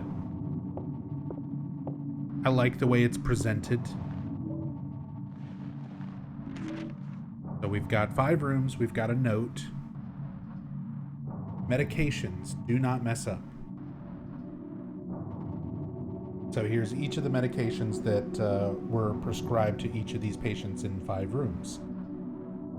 Room 1 was trizanthium, room 2 was nadium, room 3 was oporium, room 4 was solorium, room 5 was also nadium. And they color coordinate each of these medications. So you would think you just have to memorize that order, but what we actually have to associate each medication with is each patient and sort of a way to recognize or describe them. So in this patient's room, there's blood everywhere, bandages, and razors. We even pick up a razor. Looks like someone had an accident here. Yeah, something tells me it was not accidental, Travis. This is somebody who was suicidal and who was cutting themselves, and implied to be cutting themselves with razors. Dirty toilet. Doesn't look like it's been used in a while. So we keep that in mind. Patient 1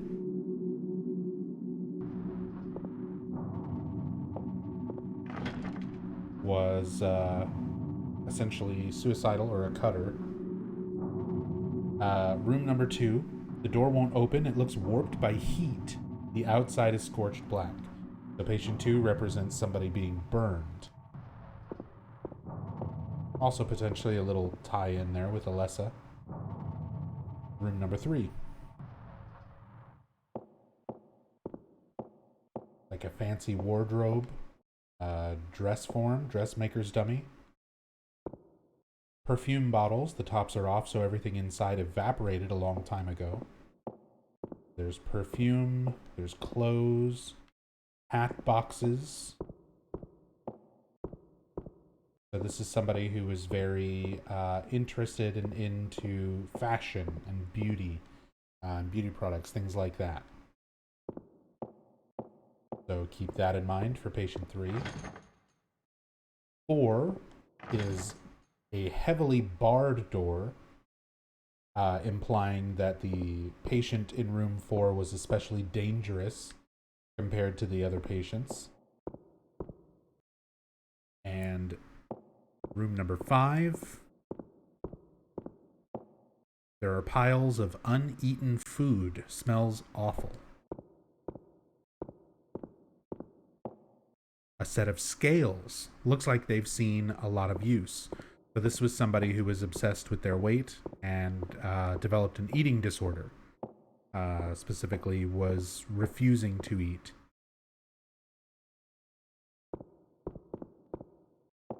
Showing signs of anorexia. Or some other similar eating disorder. So now we have an idea of what each of our patients, was here for, combined with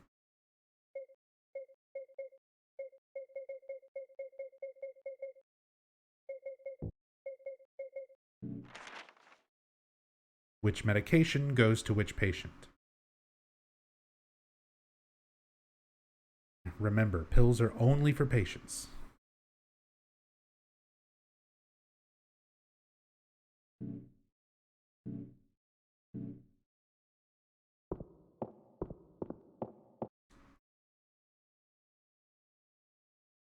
Yeah, this is the pill puzzle coming up.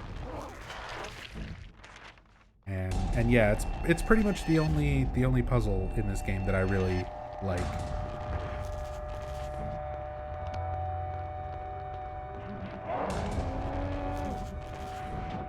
So you go around the corner.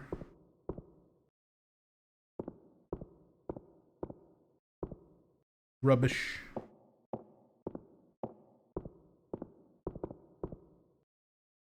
Nothing on here, nothing on here.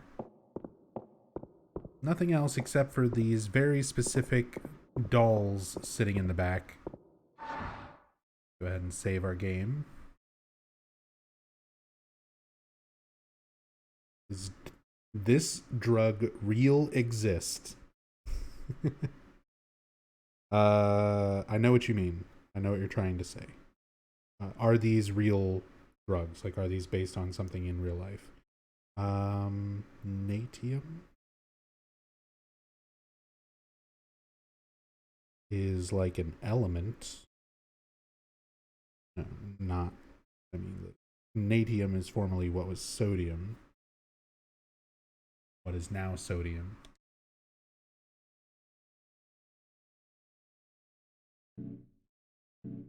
But let me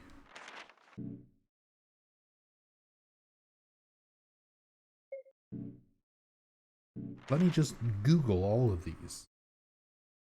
I'm sure I have at some point. I think some are based on something somewhat real, and some are just made up. Chrysanthemum.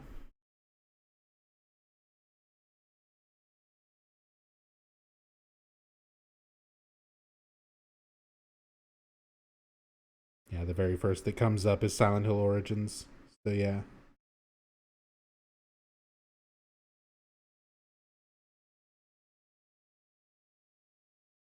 I think they're loosely based on some existing specific things.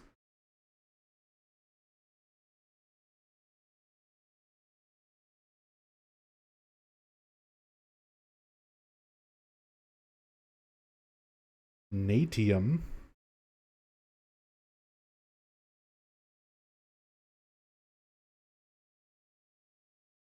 Which is, it's on Wiktionary. It's the genitive plural of natis.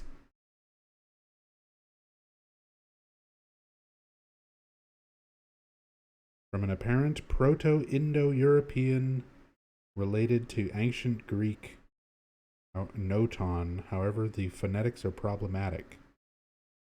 But what does it mean?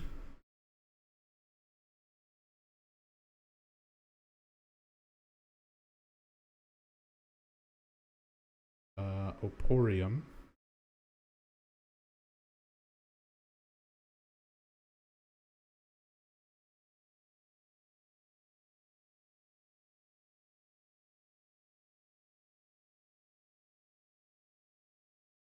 Nope.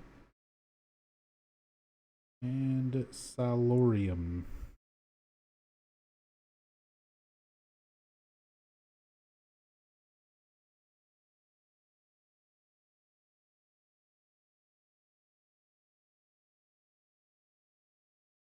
Derived from sal, meaning salt.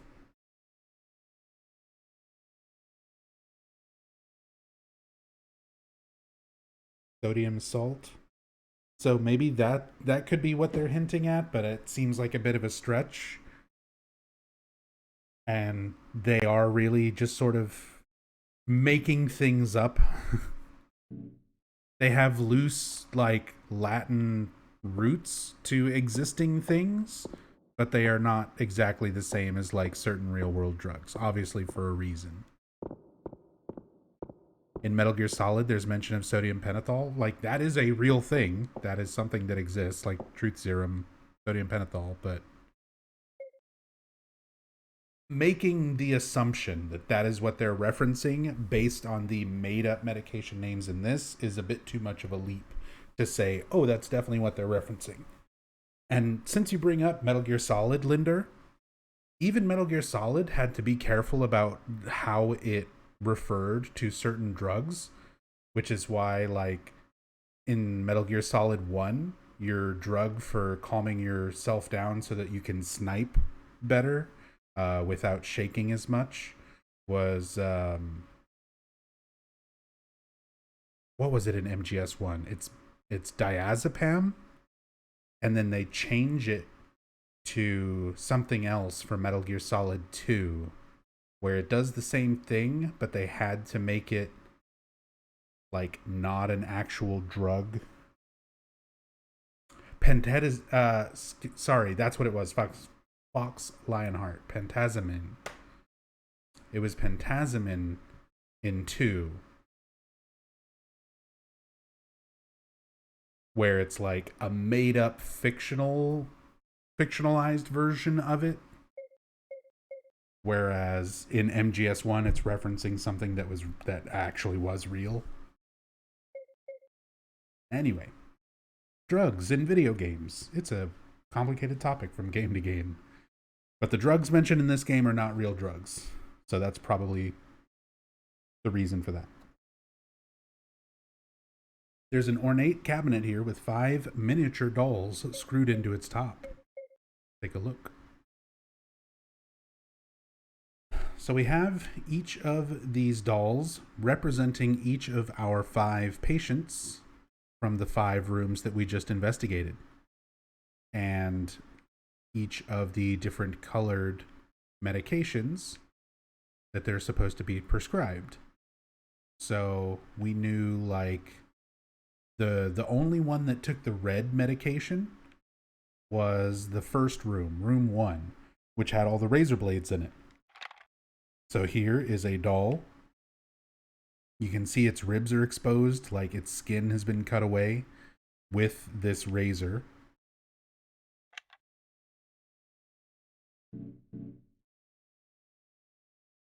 If I back out of it, does it keep it? No, it resets it.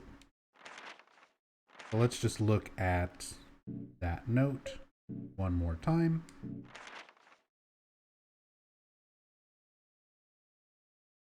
So room 1 was razor blade room. Razor blade doll gets red. Room 2 was the one that you could not enter because it was badly burned. Like everything seemed burned and warped. So one of the dolls looks very badly burned. Again, probably a parallel to Alessa. But that is a blue one for the burn victim. The third room was the dressmaker. The fashion one.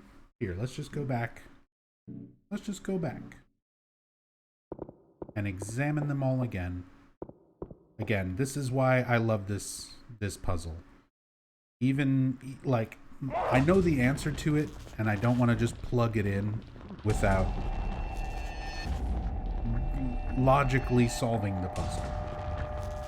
Because it is, like, a decent puzzle.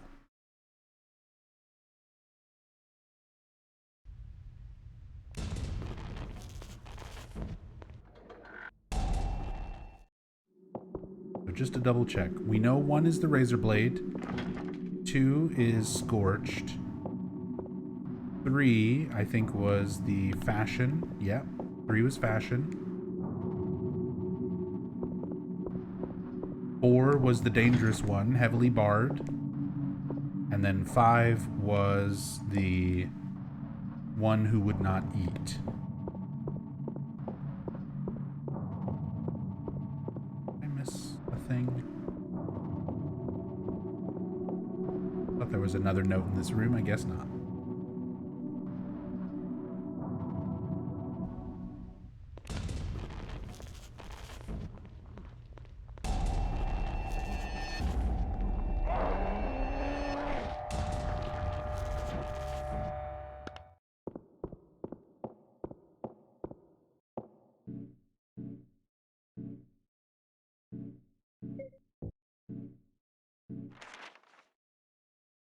Alright, so razor blades gets the red pill. Burn victim gets a blue pill. Fashion gets the yellow pill. Dangerous room, the one holding the 2 knives gets the green pill. And skinny doll, one eating disorder, one who wouldn't eat, gets a blue pill.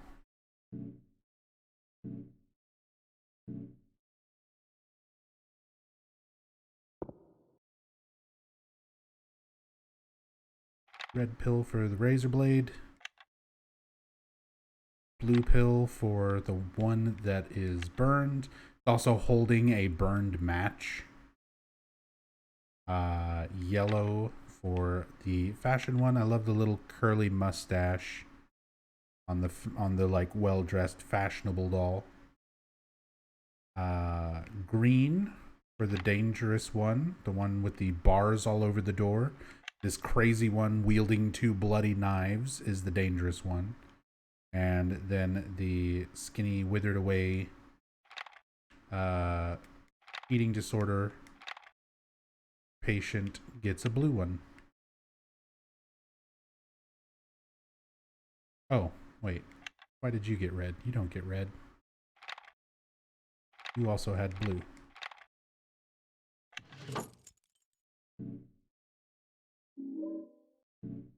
There it is. Dr. Harris's key.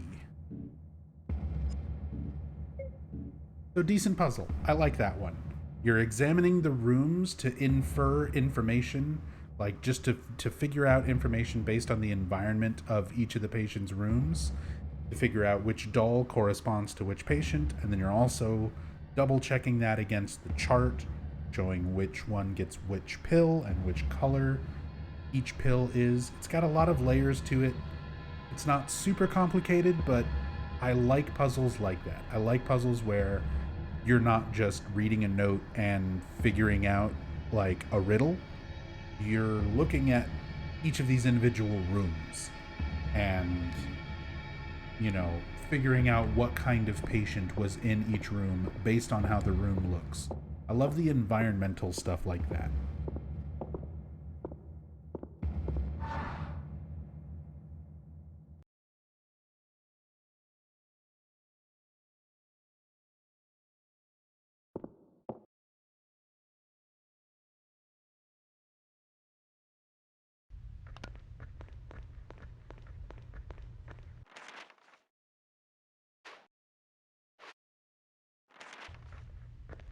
Double check some of these other doors. I'm pretty sure I can't go in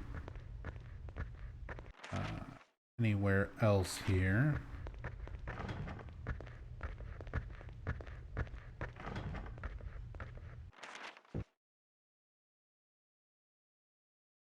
Yep, so that goes back around to male seclusion.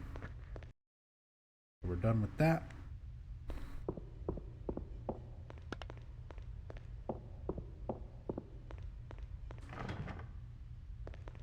Can't go up, so we gotta go down.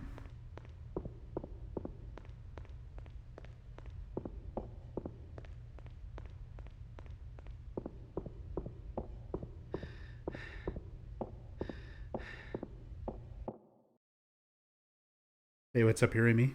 Already losing your entire day to a minor fixation? What is that? What fixation could that be? Oh no, I'm getting attacked.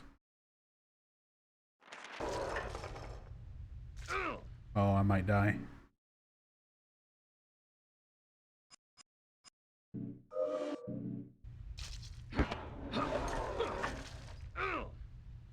Bro, stop. Bro, stop. Rubik's? Oh, you are. That's your latest fixation, is learning to Rubik's. That's fair.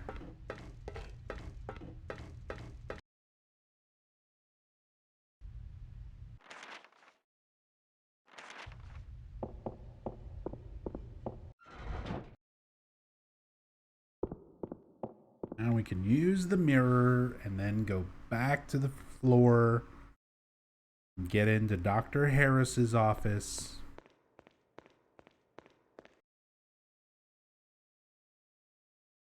God, we've been here for like 3 hours.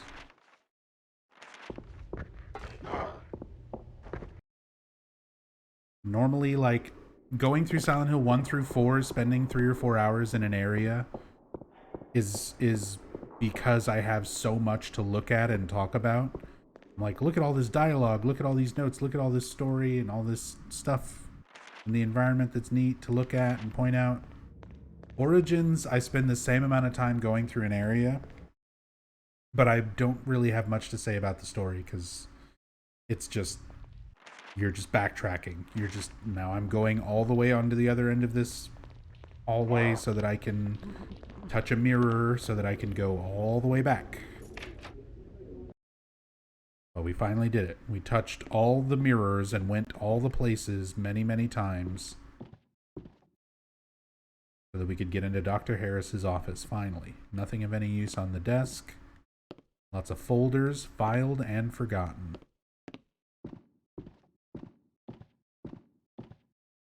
Nothing of any use on this desk. Here's an entire drip stand that we can just pick up and put in our back pocket. Medical records. I don't feel like prying.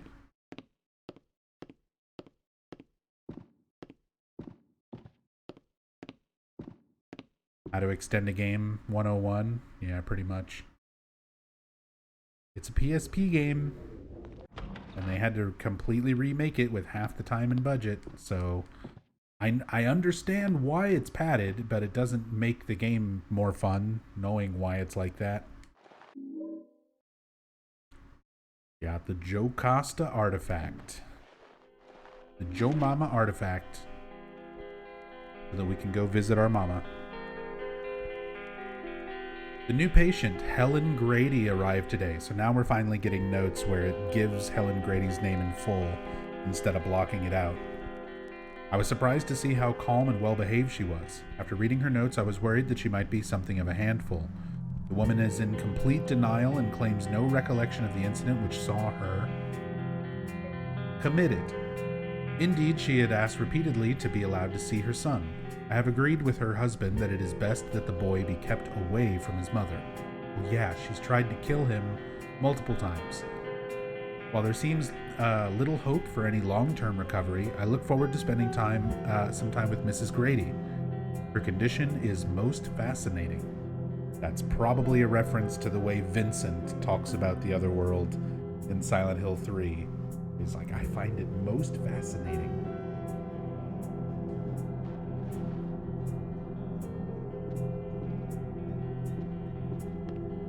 So yeah, that is your... If you're playing this game for the first time, that would be your big reveal, that the patient they're talking about in all these notes, who's done all this crazy shit, and that we're hearing all this dialogue, all these flashbacks to, is none other than Travis's own mom, Helen Grady.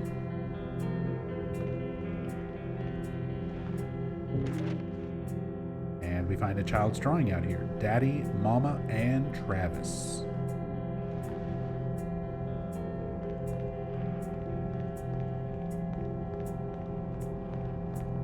And we get some good old Yamaoka jammers. This is one of those situations where, like I said, a lot of this music in this game kind of feels like it's unfinished, little riffs and loops that aren't really like super well expanded upon. This is one of the examples, I think better examples of like a good, it is a good riff, it's a good loop, it's still a little bit short and not super complicated, but I think it works. I think it still sounds good.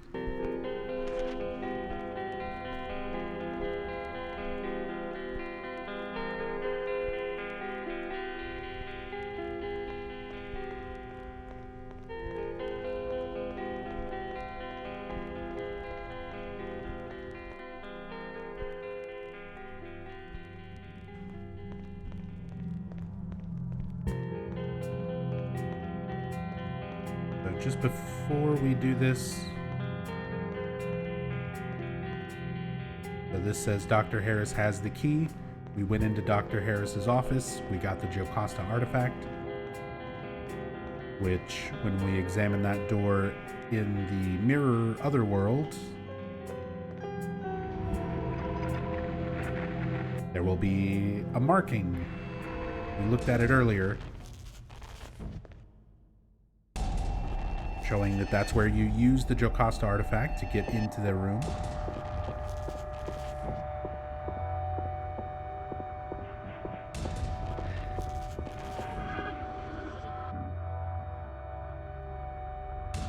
And let's also examine it. This symbol is made of metal and has the word Jocasta etched into its base.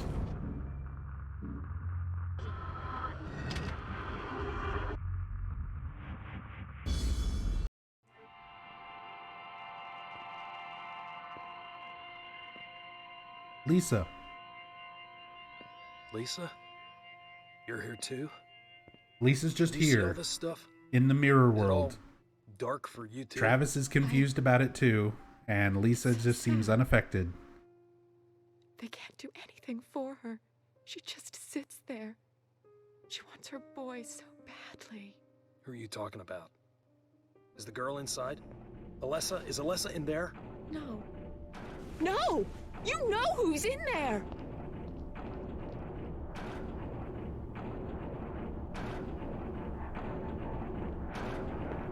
No real explanation as to why Lisa's here. Like, she said she was coming here to meet Kaufman when you talked to her in Alchemilla.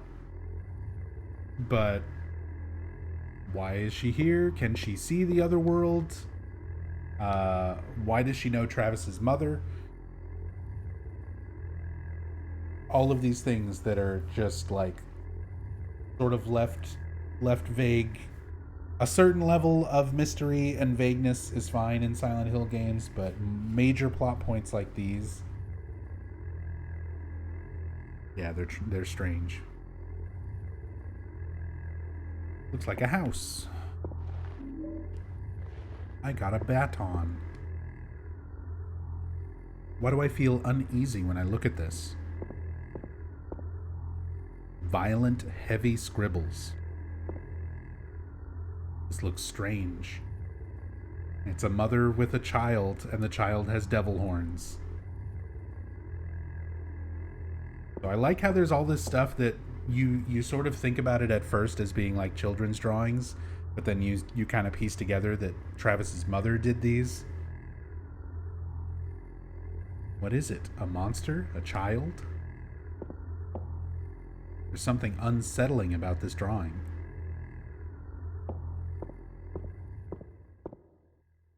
This drawing looks strange. can't make this one out.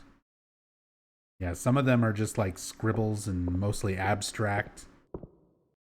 A crown drawing, parts of it are scribbled out. Looks like a child's drawing. Who drew this? See, but then you do kind of question it. Like, was this drawn by Travis's mother, or were these drawn by Travis? There's something disturbing about this picture. A crude, childish drawing. Because, like, I always saw this as things that Travis's mother was drawing.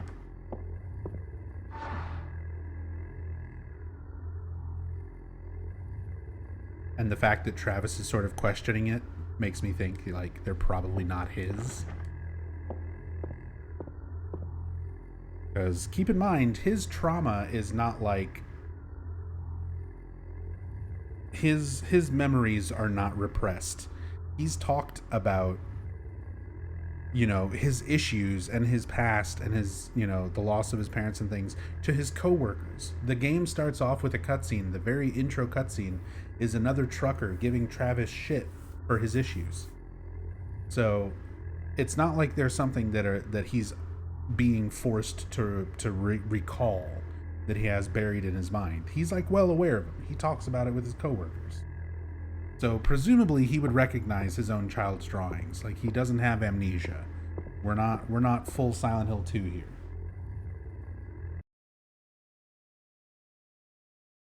No, Pineapple. Book of Mondays is still a thing. We're not done yet. Mama? Daddy said you were dead. Are you dead? I'm not dead. Locked away. Out of sight, out of mind, not dead. I asked them to bring my boy to me. Mama. Come here, boy. Let Mama take a look at you. Look at Mama double cheeked up. Why Mama has so much cake.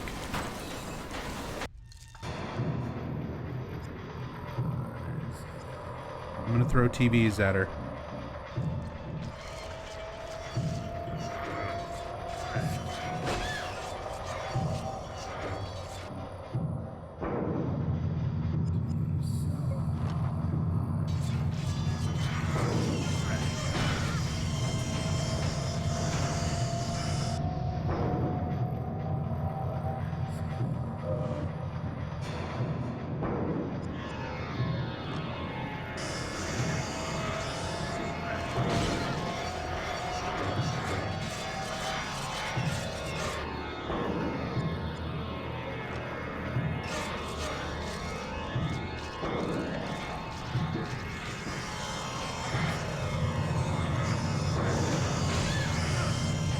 Oh, come on, that still hit me?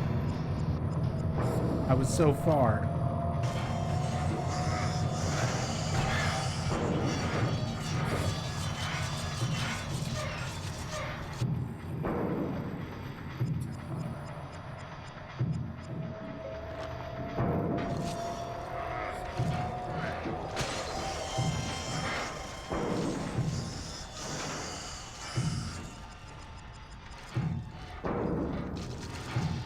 Catch this filing cabinet. Bonk.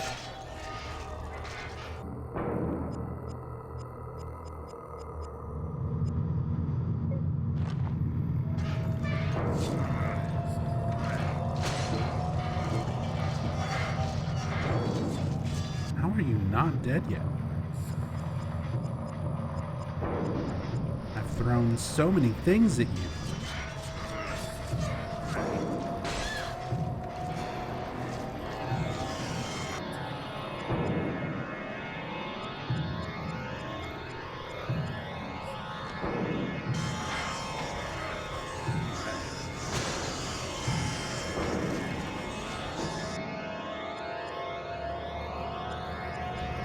Travis just running around looking through his pockets to throw TVs and lamps at his mom. That's actually just what's happening in the game right now.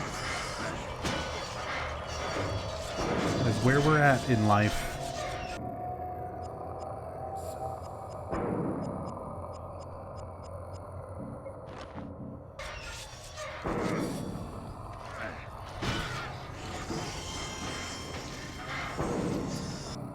Hey, new to the stream, welcome. Fix the Ferns back. What's your opinion on the new Silent Hill games and remake coming out? The short answer is I just have my fingers crossed that something will come out and be good. But until they come out and we get more information, there's not really a lot else to speculate on. If you want a more detailed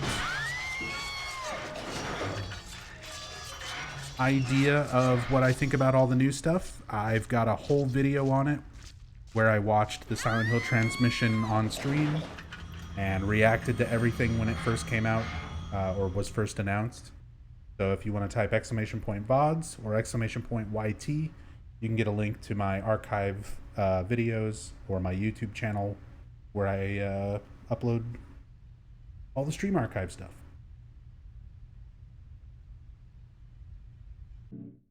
But it's kind of a lot to talk about right now all at once, especially while I'm in the middle of specifically doing an Origins story playthrough today. So we can't spend that much time talking about the new stuff. We'll talk about it a lot when it comes out and I actually get to play it. That's going to be exciting. But for now, today is Origins Day. And then later it's going to be Book of Memories. This is just like before.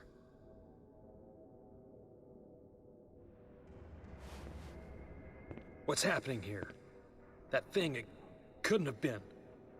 Are you making this happen? Are you doing this?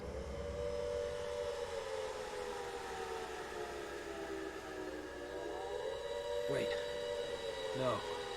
Don't go. I need to know.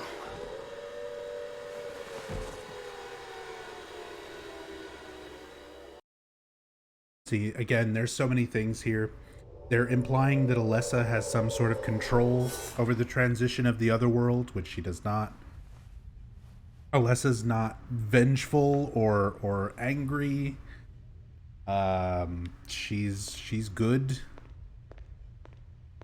The movie depicts her as being that, and this game was one of the first games being worked on at the same time that the first movie was being worked on and released. So it doesn't borrow too heavily from the movie and things, but there are some of those weird little aspects that kind of carry over, like Alessa looking vengeful and angry.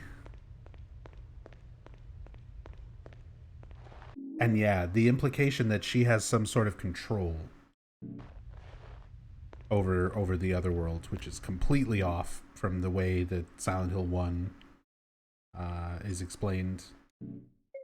So again, more of those plot elements of Origins just completely deviating from the source material. Theater ticket. A faded yellow theater ticket admits one to the Tempest. I am almost dead.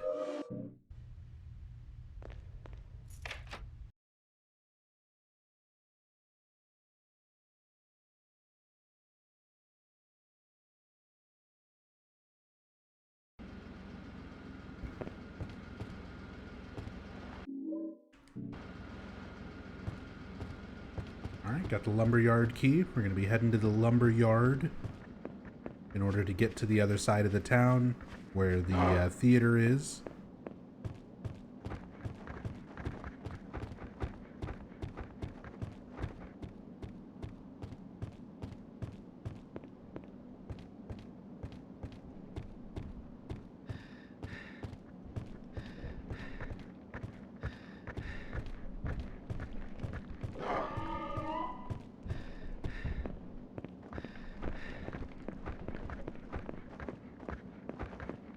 The writing is pretty brilliant. I mean, that's kind of the thing with Origins. It's one thing to just have a badly written game But if it's at least still, you know, just an original game that's trying to do its own thing, like, at least it tried something new. It tried to be something on its own, unique. With stuff like Origins, it has all the source material. It has all the story and everything from Silent Hill 1 to write a prequel. Even though a prequel is completely unnecessary for Silent Hill 1, because everything that happened before the events of Silent Hill 1 is explained in that game. So you don't really need Origins to try and come back and further expand on a lot of that story. And even when it tries to do that, it gets a lot of it wrong. And I find that just too distracting. Like, I don't want to detract from other people's, you know, experiences and feelings towards these games, because there is a lot of people who really love this game. But yeah, as for me, like, why it bothers me personally, I can deal with bad writing if it's something original. Like, Downpour is not a very well-written game, but it's at least, like, not trying to be a sequel to Silent Hill 4 or, you know, a prequel to Silent Hill Homecoming. It is just doing its own thing, and I give it a little bit more respect and, like, points for that. Origins, bad writing, when it's like, just play Silent Hill 1. You know, if you're gonna do a prequel, just play Silent Hill 1 and understand. Uh-oh. My controller stopped working.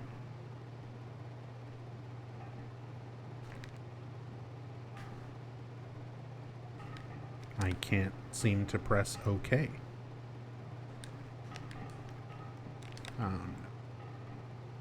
Not like this.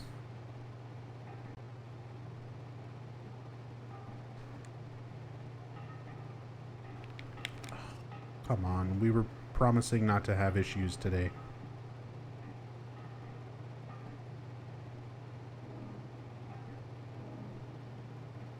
This game is cursed? Dude, I don't know why my story playthroughs have become cursed.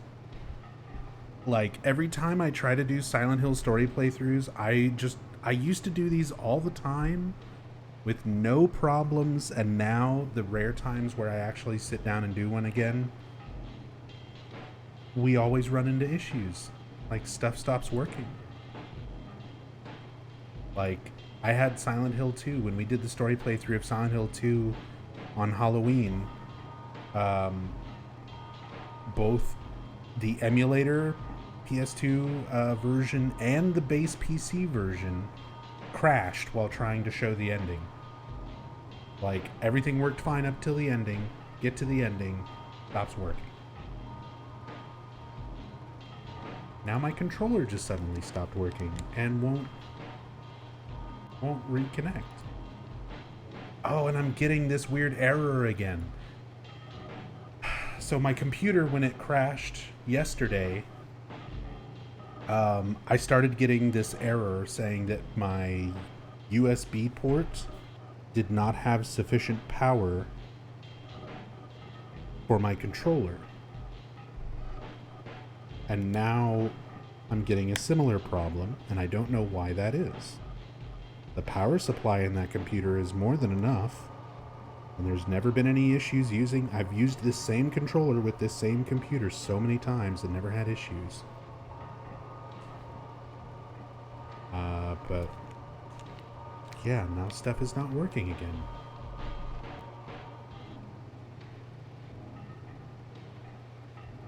Can I save state?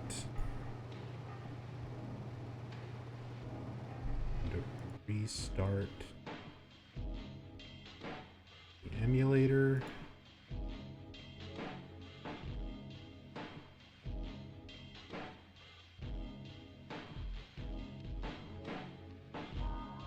I tried that when I was having this issue before, Pineapple. Trust me, I spent hours yesterday doing nothing but troubleshooting this PC to the point where I wanted to rip my hair out. Trust me, I tried everything for all of the issues that I was having.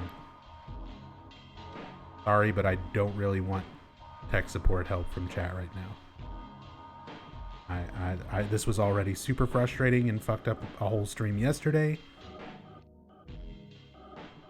At least my entire PC hasn't crashed right now, but this is still super fucking frustrating just trying to get through a playthrough. And 2 days in a row, something goes wrong, and like now shit's not working.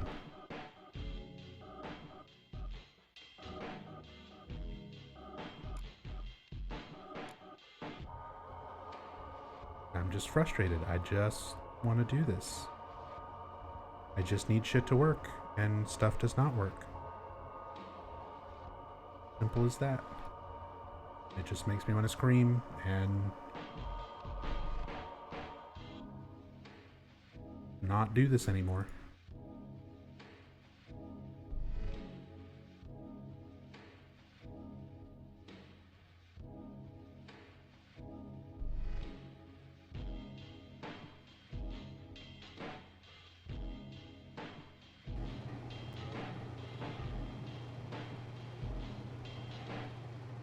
Okay. There we go.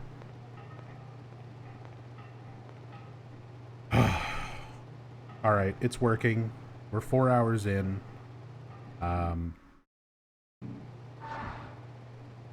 We've made a save. I've got a save state just in case. Stuff is working for now. I'm gonna take a break. Yeah, I'm just gonna take a break. I'll be back in a few minutes. I'm gonna get up, walk around, stretch, hit the restroom, grab a drink, all that good stuff, and then we will continue on with more Silent Hill Origins, assuming that not everything else breaks along the way, because that just seems to be my curse. So we'll see how it goes. But yeah, I'm gonna take a break. I'll be back in a little bit.